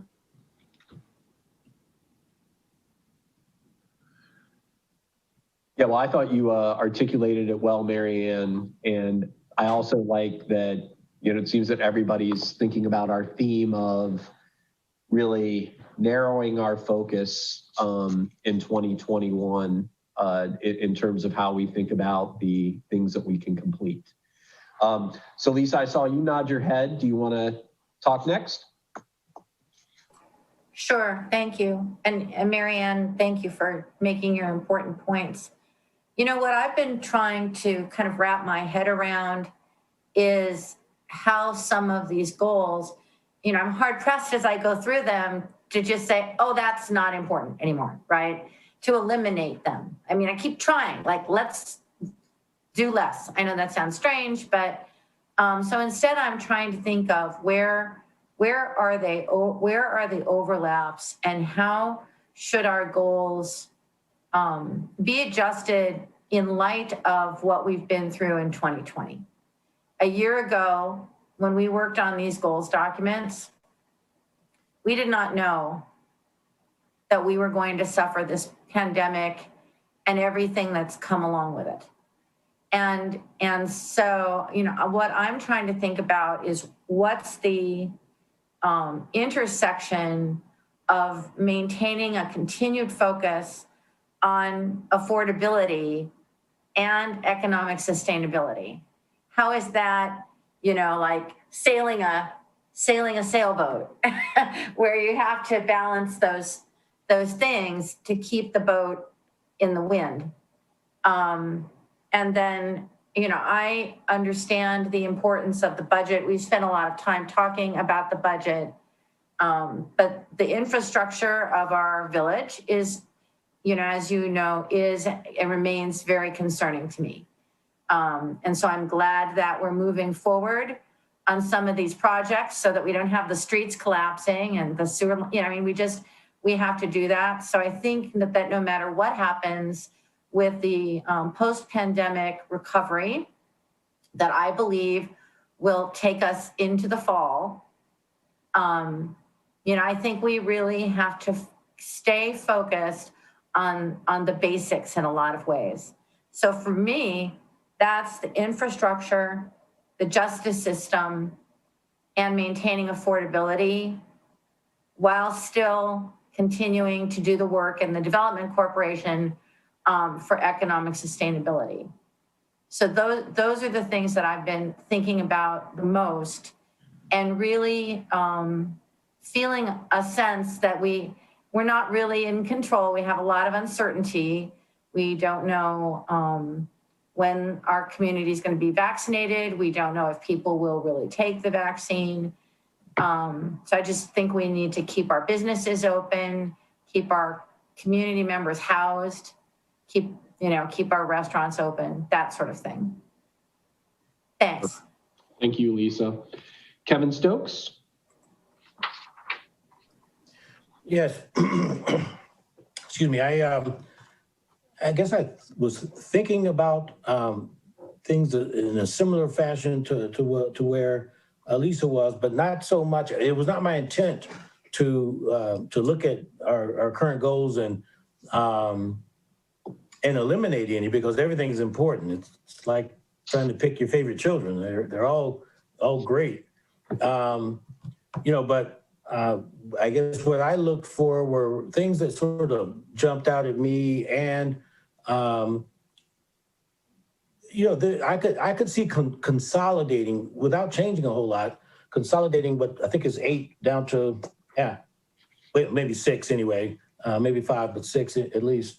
And I don't know to what degree, well, other than amplifying the needs, I don't know to what degree, you know, the pandemic changes our list of goals. But again, it just sort of amplifies some of the needs. So, you know, when I think about the quality of life, you know, I had this experience recently as an offshoot of the Resilient Yellow Springs initiative, you know, where we talked about the cost of poverty and that whole experience. And it really does remind you, if you've ever been in poverty, and in my case, I have, reminds you of the struggles that folks go through on a regular basis. And when you've made it, if you will, you tend to not look back as much. And I feel like I'm guilty of that. You know, so, you know, if I were to combine a couple of threads here, would be combined into quality of life and social justice, sort of bundling those kinds of things together. And I think if you look through, you can find sort of areas where some of the discrete goals could be combined with another set that has a lot in common with. So quality of life, social justice, we all understand, you know, what those kind of things, what those words sort of make us think about, and how important those things have been in our daily existence. Certainly housing and infrastructure, you know, we talked about housing. There's a lot of different ways to think about housing, affordable housing, just an overall general increase housing availability, and all of course, all of that sits on our infrastructure, and with a particularly keen focus on municipal broadband. I really do anticipate both some technological, social, and educational and economic benefits coming from that initiative. Then overall economic sustainability. We spent a lot of time over the last several weeks discussing budgets, but I feel like we're in a good place. And I just would commend the administrative team for the work that's being done in making wise choices about the way things are structured with the budget and our economics across the board. So, like I said, if I could just really summarize and say the kind of things that just are constantly on my mind, it's making lives better for folks here in the village across all criteria, and in particular social justice. And again, like I said, the housing things and those that are related, any efforts that are being related to economic sustainability. And I think we've made good progress on things based on all the color coding, but there's always more work to be done. It's almost in some cases like the goalpost keeps getting moved. Just when we thought we had made progress, and you don't want to frown on the progress that you've made. You just have to know that we're in a mode of continuous improvement. We're never going to be good enough to where we can stop doing something, but we just want to keep improving. And so that's what I'm hoping for us to do throughout the next generation here in the village. All right, thanks, Kevin. Laura Curlis. Thank you. So I have a long list and I'll submit it for the next packet, but I'm looking over my long list of goals, how many of them right now are crisis oriented. So I'll just highlight a few things. I kind of feel like Lisa, I would like to focus on the basics, but yet in this village, it's like impossible. It would be just enough to do COVID protection and relief activities as our main activity this year, But meanwhile, we haven't been able to do that. Everything keeps going and expanding and so forth. So, however, 2021, we have to continue focusing on COVID protection, relief. Along with that crisis is the economic crisis. So I would focus on trying to help local businesses just keep their heads above water, hopefully come out of this on the other side. One thing I would be interested in exploring is a DORA, a designated outdoor recreation area, even in some small area of the village. That's one of these districts. Springfield's done one where people can actually carry their beverage out of doors, from indoors to out of doors. And especially if this COVID thing continues, I think that might be helpful to some of our hospitality industry, the restaurants and so forth. So I'd like to think about a DORA. Public administration of justice. I think to me, we're doing a lot of things, but one of the things that hasn't happened, and maybe it's because we're zoomed out, is courageous conversations. I'm really looking forward to that happening, because I think that listening to the community and what they have to tell us about what's important to achieve an anti-racist community and our policies, I think we're going to hear out of those courageous conversations. Another crisis at the top of my list is I'd like to, again, with the Environmental Commission, maybe have a climate action plan, revisit that. And, you could spend $20,000 on such a thing, but we don't have to do that. But I think it would be helpful to have one of those. I've seen, I try to do a lot of reading on that myself, and I've seen a number of publications that have talked about we need to continue to preserve what we have left for carbon sequestration, protection of species, et cetera. And one of those unique habitats we have here is wetlands. And the glass farm has a lot more wetlands, I think, that could be preserved, that I'd like to see preserved. And I think can be preserved in a smart way where we could get money for doing that and use that money for some other goals. I think it's great we've developed this native habitat effort thanks to a number of citizens, and we should continue to promote that. I'm finally going to hopefully focus on I'd like to have the Environmental Commission discuss protecting our skies. Part of having development means more light pollution unless we have some design standards for lighting fixtures and maybe have a dark skies ordinance. A lot of communities do that if they want to protect their beautiful skies. Government will never have enough money to do all the infrastructure that needs to be done. It's an ongoing thing. I'm glad we're making the investments we are, but we're draining the resources to do so. And that will come to an end very soon, next year or the year after, it'll be done. And then we would have to figure out another way to do big projects. Community solar, I support continuing that as well. That's along with the climate action. Affordable housing, yes, on a project by project basis, we definitely need to look at that, and we need to have a conversation about what's changed in the last 2 years. Cost of land has gone up, cost of building has gone up, and tax rates have really gone up. So everyone's tax bill is going to be, almost everyone's is going to be shocking probably when we get it in January. So these are some of the things on my list, and I'll submit that next time. But I think the staff has done great work. This community does great work. We think big and we overextend, but I'm grateful for all those efforts. And I guess we all need to just be kind to ourselves as well when we're setting our goals. Thank you. Brian, this is Lisa. May I add one thing that I've been thinking about that I neglected to comment on? Yes, please.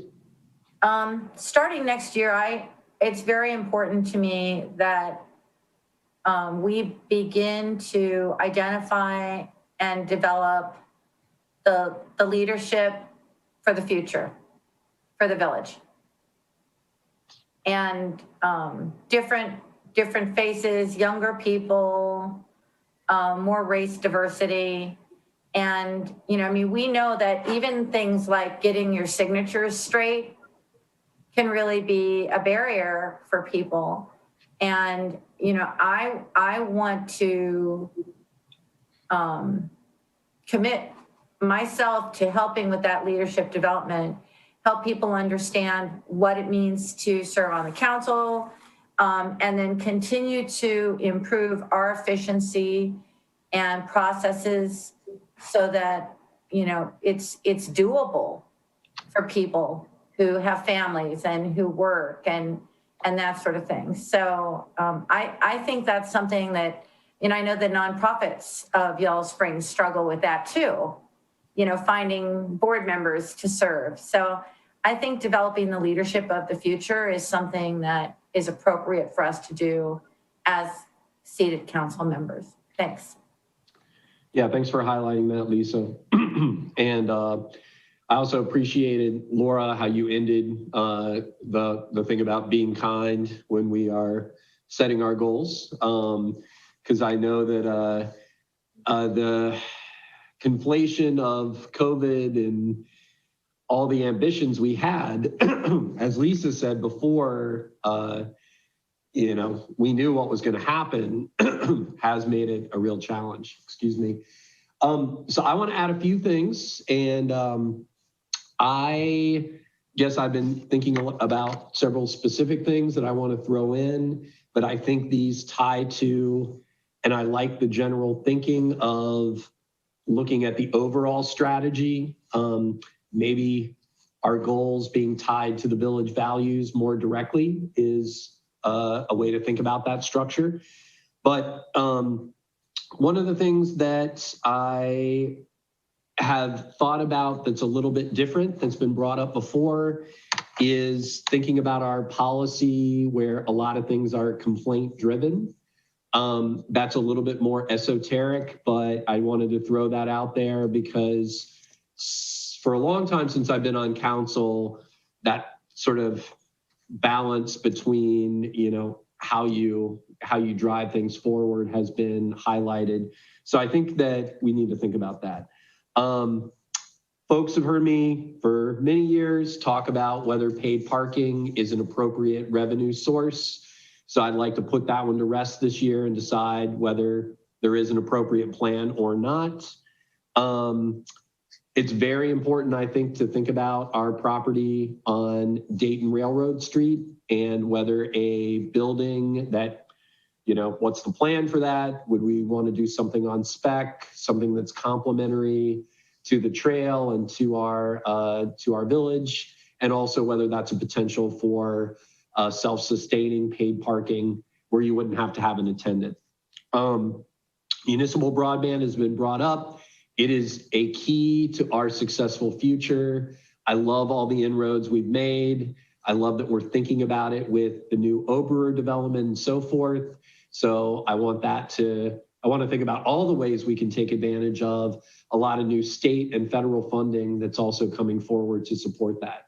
And that's going to trickle down to the county.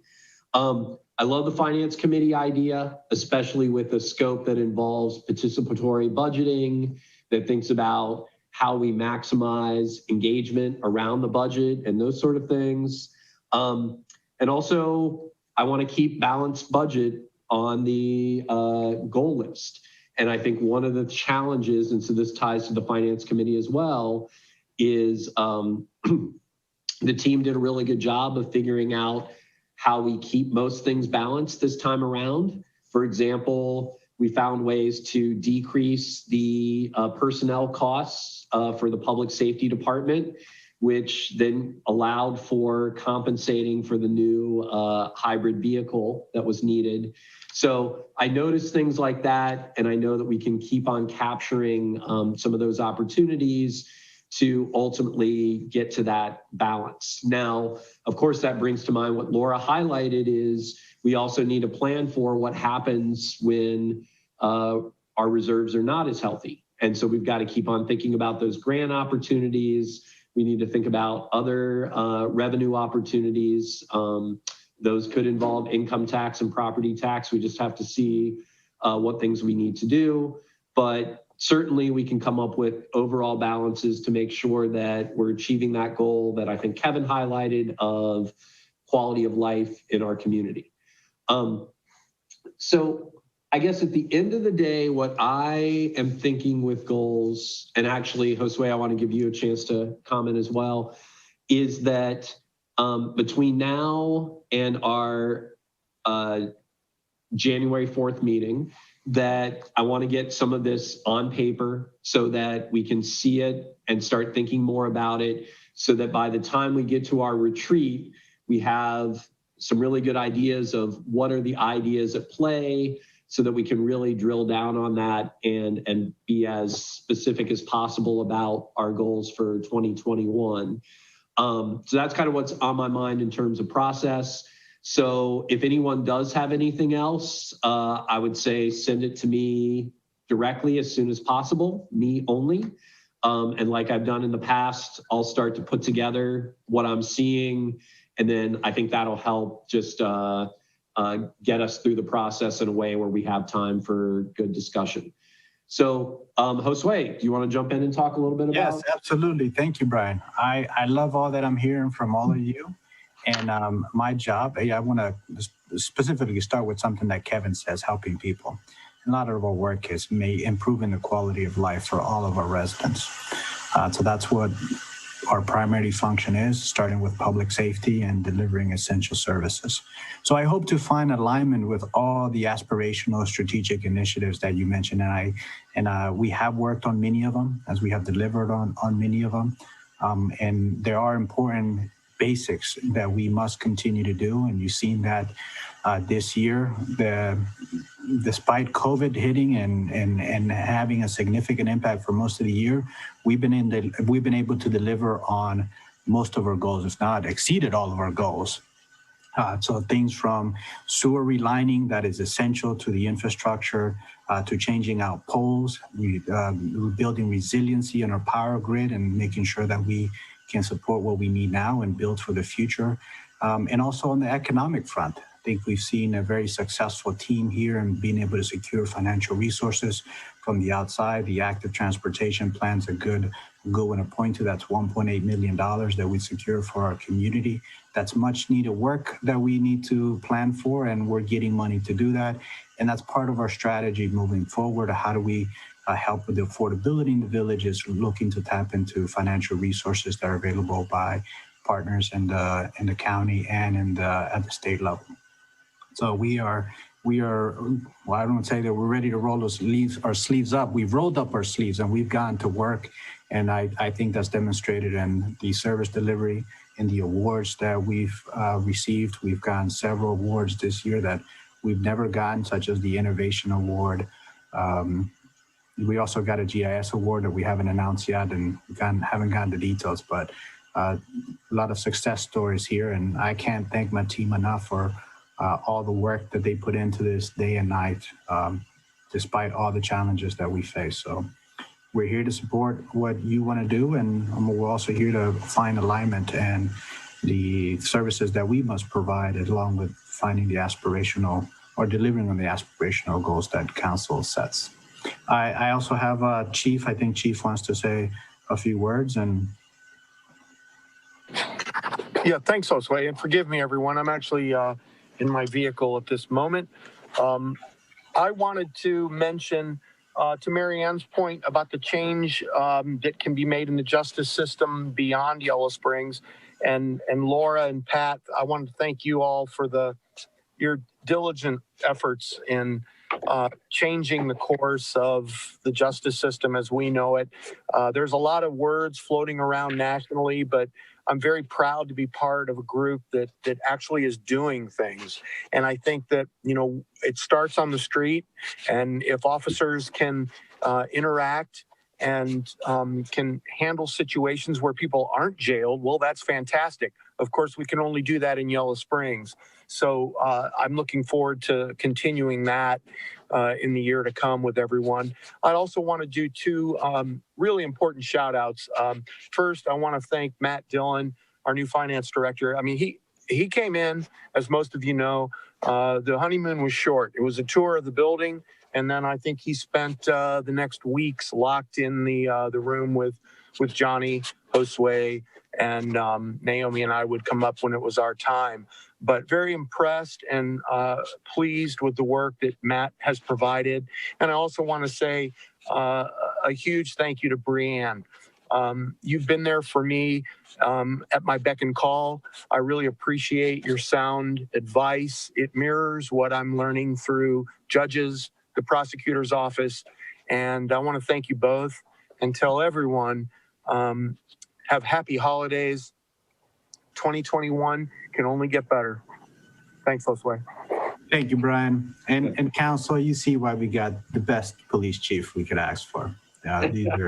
I appreciate all that you do, Brian. And yes, Brianne and Matt, you guys have been godsend and come in at such a time for us. So thank you all. Yeah, those thank yous, we all echo those. And yeah, made me realize I'm not sure that we have honeymoon periods anymore. I think those have gone away a long time ago. So I remember when mine ended. It has something to do with Walnut Street. All right. Do we have any other comments on 2021 goals? I will say, I feel like every year we get better and more on top of these processes. This is the first year that we started talking about it in the prior year. And the goal was to get us teed up earlier so that we're finalizing our focus earlier and we're all on the same page. So thank you, everyone. And you'll be seeing more from me and kind of trying to start sketching out those ideas. The other thing we had on new business were a few funding requests. And I will start with, I know there were two in the packet. From my perspective, the projects are explained in detail. So we don't necessarily need to discuss them unless there are any particular questions. One thing I can clarify, excuse me, I need to get more water. One thing I can clarify is that with the request that relates to the initiative and project from the House of Ohm, that request is for half of the 1055. So 52750 is that request. So I guess what I want to do is raise those two, and then maybe we have another one. But the first one is, well, since I mentioned it, is the request from the House of Ohm. And this project would be matched from the Feminist Health Fund, and that's for 52750. Are there any questions or comments before we vote on it? Brian, I would just like to jump in ahead of numbers, specific numbers, because you asked me to. Oh yeah, please. We have $22,000 left in the council commission budgets and a few thousand in the council budget. So certainly we are certifying the two requests that are in the packet. That's the $500 and half of the 1055. But I wanted to give you that number up front so that you know what you're working with, and if you're requesting any additional amount, I can get to work on my spreadsheets as I have them up. Okay, so you said 22,000 in the commission budget and an additional 2,000. You've got at least 2,000 in the council budget. Okay, great. Okay, all right. Anything else on the first funding request? Well, Brian, I'll just thank you for getting clarification on this one, because we talked earlier, because you're right, I was a little unsure about what 50% was, what the real number was, and I just read it differently, and I appreciate your getting that additional information. Okay, great. Anything else? Okay, if not, Judy, let's go ahead and do a roll call for approval. All right, Curlis. Yes. Krieger. Yes. McQueen. Yes. Stokes. Yes. Hausch. Yes. Thank you. And the second request we had in the packet for the 500, an amazing project with the Wheeling Gaunt story. And I got to hear a lot about this project when I spoke at the 365 project meeting last week. Really excited that the proceeds from this project are going to support the great work that the group does around social justice and anti-racism. So any questions or comments on this project? Okay. Then Judy, let's go ahead and do the same thing, do a roll for approval. Brian, can I just ask you, so for the record, what the amount that you are approving is? It's 500. 500, thank you. McQueen. Yes. Stokes. Yes. Krieger. Yes. Curlis. Yes. Hausch. Yes. Thank you. And then did I hear that we had a third funding request? Lisa, is that, or not at this time? So this is in the ACC minutes. The Art and Culture Commission is working on a new project for pole banners downtown and timing it so that they can go up when our team brings down the holiday banners. And these are replicas or prints of actual justice and protest banners that people who live in the village of Yellow Springs own, and also some images from a museum. So I'm really grateful to the ACC team. It's just in flight right now. Josue was helping me to estimate the cost based on prior banner production.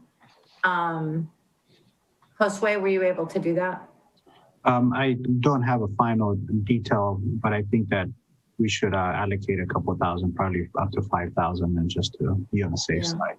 But this isn't, you know, an additional one. This is just an ongoing project, another ACC project before the end of the year. Right, and your team has met on this project and Yeah, has an online collaboration for it. exactly.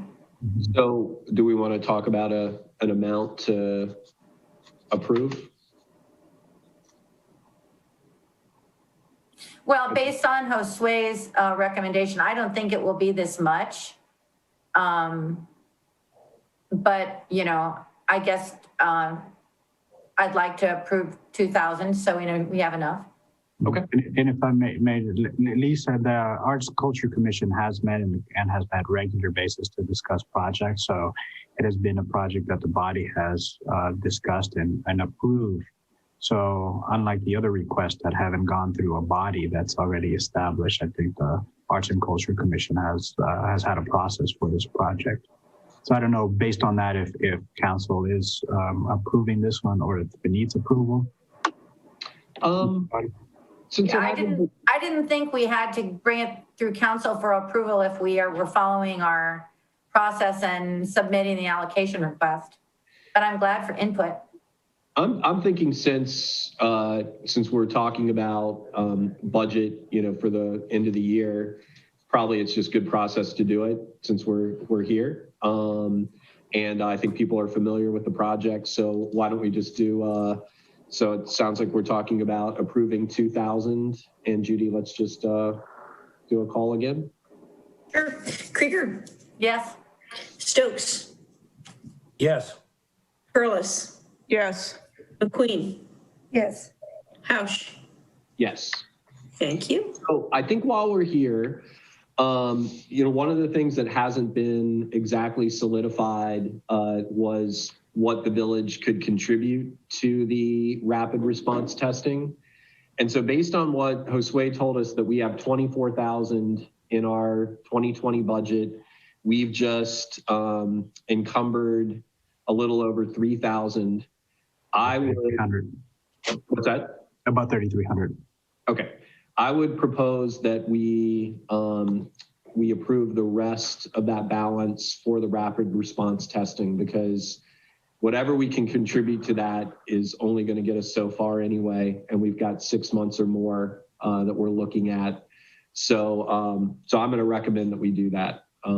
Brian, Yeah. Can I ask us to maybe just temper that just by a teeny bit? The reason I ask, I don't know what's going to happen this year with the Kwanzaa celebration, but they tend to come to us, well, the HRC, for support.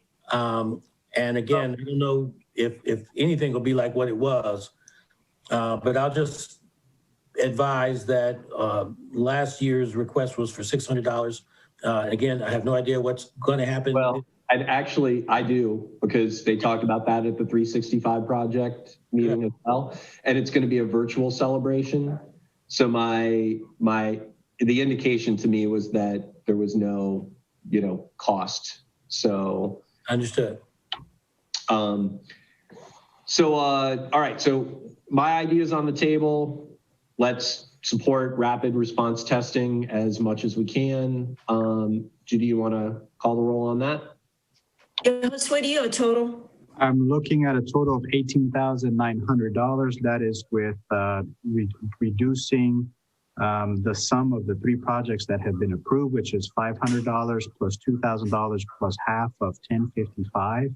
I rounded that up to come out to $3,100. Subtracting $3,100 from $22,000, we are left with $18,900. Okay, so the vote is on contributing the rest of that $18,900 for rapid response testing. Curlis, Yes. Stokes, Yes. Krieger, Yes. McQueen, Yes. Hausch. Yes. Thank you. Okay, thanks everyone. I will say one of the things we'll talk about at the retreat, and I've mentioned this before, and especially given that we want to, you know, think carefully about the budget throughout the year, is I could see a scenario where funding requests are maybe vetted by commissions or not. And these could, in the future, be added to our consent agenda and only taken off if there were questions. But I know that a lot of other municipalities do this. Greene County, for example, they don't have a big discussion about it, but it just goes on the agenda. And the only reason we haven't done it this way that I've really heard that seemed legitimate in the past is what about like an emergency request? But honestly, I think we want to make sure that, you know, everything that we're supporting is in line with our goals. And I'd rather our commissions be doing more value add work than focusing on, you know, the granting stuff. So anyway, so we don't need to talk about it now, but I just wanted to say that I could imagine this kind of scenario could be part of our future agendas. Okay, so with that, I believe we are into the manager's report. Josue. Thank you, Brian. I'll touch on the highlights, and if you have any questions on my manager's report, please let me know. Public Wi-Fi has been activated, so that's up and running now. We're looking to expand the Wi-Fi in the broadband to Gun Park, Hawthorne Apartment, and Corey Street Apartment. That's phase 2. We're happy to report that we have secured a contribution from the community fund to make this, the community foundation to make this possible. So the community foundation is contributing $25,000 towards the project. This is in addition to the very generous contribution that the schools were able to secure through a grant application. So we've got a great collaborative team going on here to deliver great value for our community. I'm happy to report that we have made grant awards totaling $40,000 for HVAC improvements in the businesses and nonprofits. So this specifically to address environmental conditions and air quality at the businesses. So we had 18 applicants applied, requesting a total of $70,587, and we were able to award $40,000. This is in addition to an $88,000 grant that we provided for a senior engagement project. If you recall, this was these projects were put on a project list that council approved. So we have been able to make those grant awards. The governments locally and throughout the country are weighing on the decision of making COVID vaccine a requirement for employment. We reviewed the recommendations from Department of Labor, discussed it with our village solicitor, and have surveyed staff. And given the complexity, exemptions, and other issues associated with it, we are leaning towards, actually, we are not going to be requiring the vaccine as a condition of employment. However, we are considering an incentive program to encourage employees to be vaccinated against COVID-19. I will come out of the gate say that if available to me, I will be the first one to get it. If it's available to me, but you know I'm not on the priority list, so it may be a while before I'm eligible to get it, and that is the vaccine. We've met with the US EPA to have a follow-up discussion on the 3D particle tracking model. We're looking, the US EPA has coordinated technical meetings with Vernay to review the model and review technical data because the US EPA is not fully satisfied with the snapshots of the horizontal and vertical planes in their model. So they're looking for a run water flow that appropriately demonstrate both the horizontal and vertical movement of groundwater and contaminants. So we expect an update in January of 2021. Sawyer removal update, the US EPA has requested additional information, particularly technical data on how Vernay and the TRC, the consultant, have estimated the total soil removal zones. So that work is being done. Our next meeting is February 4th, and we'll provide an update then. I'm happy to report that we're going to have improvements to our recycling program in 2021. I would like to take credit for this, but this is primarily due to changing business conditions. Rumpke has secured a grant that allows them to retrofit their plant to be able to recycle additional plastics, particularly number 5, that include the plastic tubs on which you buy yogurt and butter and other food containers. So I've attached the mailers to notifications to that. So we'll be sending out those notices to our clients or customers in the coming weeks. Hey, Josue, while you're on that, I just noticed, when I read the flyer, and I think it's good to kind of maybe figure out more ways to highlight this, that they really talked about like putting the lids back on. Yes. And also with, other containers that we've already been able to recycle. But, I feel like that those are still things that are questions for people. And, it'll be good for us to continue to highlight the best practices around recycling. So.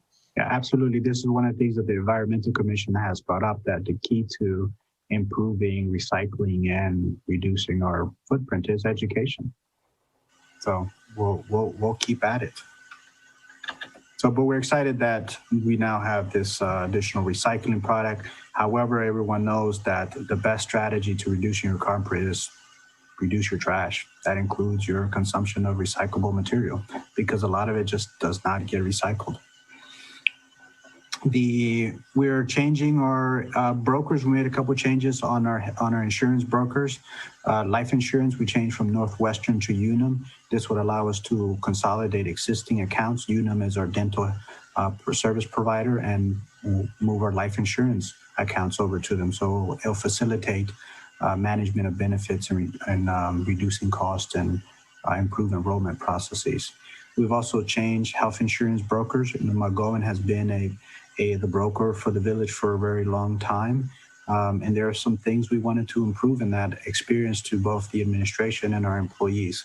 So we're partnering with strategic benefits, and this will improve the customer service to management employees, reduce administrative burdens. And the new broker provides a centralized online platform for benefits enrollment and management. I've included brochures of their services in the packet. This does not cost the village any money, as the broker fees are paid by the insurance provider that we select. We've conducted an IT cybersecurity assessment. You might have heard the news that the United States have been a victim of hacking in multiple fronts, whether it's the Russians or other groups, SolarWinds, a traffic monitoring service. So there's big companies that have been hacked. So we're doing our best to make sure that our system, our team is well equipped to detect phishing and other hacking efforts. So we did a test. So you probably received an email that didn't look suspicious, and you might have clicked that link and enter your password and handed over your bank accounts. Those are the things that we're trying to prevent. And we did a test, and we're following up with training for all staff. There's tons of work that our team is doing, whether that's the police department, the public works team. We're at it every day. So I'm happy to answer any questions that come up with any of the projects we've done. All right, questions for Josue? All right, I will say though, Josue, that particular phishing email was a little bit suspicious given who it came from. Johnny asking about IT stuff just didn't really match up, but hey, yeah. We still caught some fish. Johnny caught some fish. Yep, see? Okay, so I think the last two things we have next up is our PNCs report outs. And so I know that we've got, first of all, a few new folks, or at least one. Marianne? Yes. So Laura and I would like to nominate Piper Fernway as an alternate to the Environmental Commission. If you have read her bio, you can see she's a rather amazing and very energetic young woman. She has been living in Columbus and lost the job that she had there, and is in the process of, she's now spending more time in Cedarville with her partner, but still sort of winding up some things in Columbus. She's also rehabbing the antique shop in Clifton and some other buildings and she's doing this work herself, or some of this work anyway. So I'm very excited about getting her on the Environmental Commission and bringing her on as an alternate, in part because she's not, she does not live in Yellow Spring, but she's in the area. And I think that bringing someone on as an alternate when they're new to the community too is a good way to get started. So we will have some other openings on the Environmental Commission, and I very much want to get some people of color in the commission, but we'll start working on that next year. Anyway, so we're not, I would like to have a motion to nominate Piper for the Environmental Commission alternate. All right. Is there a second? Oh, okay. Well, I think Marianne, you moved and Laura seconded. Okay. And Judy, if we can call the roll, please. Yes, Curlis. Yes. McQueen. Yes. Stokes. Yes. Krieger. Yes. Hausch. Yes. Thank you. Okay. Any other board or commission highlights? Okay. Laura? Oh, well, Plan Commission is off for December, and we're working on the weed ordinance. That'll hopefully come to you soon. Yeah, we're back in January. We're looking at resumes to bring a nomination to you in January. Josue and I and the Environmental Commission talked briefly about maybe an exciting community project for solar. And as part of that, for any of the people who have an appropriate structure for solar panels, we are thinking about maybe leveraging the buying power of the village and offering to allow people to buy panels when we buy panels. So hopefully you'll get a higher quality panel for the cost. Now that doesn't include installation, and all that has to be worked out. But if you've been thinking about solar for your property, maybe think about 2021 if you are able to make that happen. And we hope to bring the cost of the panel down. So you'll be hearing more about that. Thank you. Excellent. Thank you. Any other highlights? All right, then our last agenda item is talking about future agenda items. So I already mentioned Judy will have at least some touch point to 2021 goals. Not a major agenda item, but at least to kind of see how things look on paper. Any other future agenda items? Brian, can you talk about how you're thinking of the year in review and what you want council members to do or not? So it's still the same call for council members. If you have anything you want included, to send that. Remember, we were going to do the year in review at this meeting, but partly because we wanted to make sure we had enough time for the budget, we didn't do that. Otherwise, what's going to happen is whatever I know about and whatever has been shared with me from council members, I'm working with Josue to incorporate that with everything on his end. And we're looking at a more in-depth special report on that. I know that Johnny and some of the other members of the leadership team want to highlight a few things for village council at that meeting and the village as a whole. All right. So yeah, so if you want something, look at what we did last year. We'll still have the PowerPoint that covers different areas that align with our village values. So any project you want highlighted, make sure that I know about it. And Brian, just wanted to point out that we had selected a template, a PowerPoint template. Yes. To use. We do have a very nice PowerPoint template now, much better than the one. So. Do you want me to resend mine in a different template, or can you just move it over? I can just move it over. Move it over. Thanks. Yeah, no problem. Okay, anything else?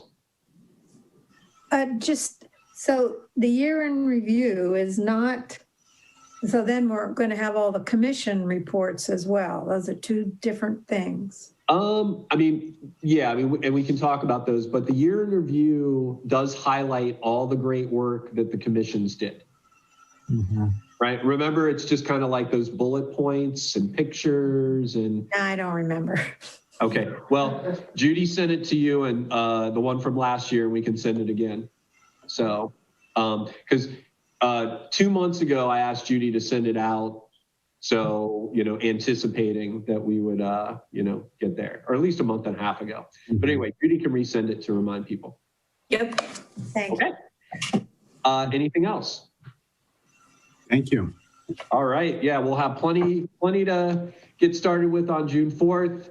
So I put my hat back on because I hope that folks are getting into holiday mode. If not, I encourage you to go there. Have primarily a happy new year and enjoy the holidays. Of course, we want you to be safe, but we want everybody to start thinking about 2021 is a whole new year. Things are getting better and better, and the village is going to continue to be a great place to be during these times. So take care all, and happy holidays. Happy holidays. Yeah. Motion to adjourn. And move. Second. All those in favor signify by saying aye. Aye. Aye. All right. Take care. See you next year, if not Good before. night, everyone. Good night.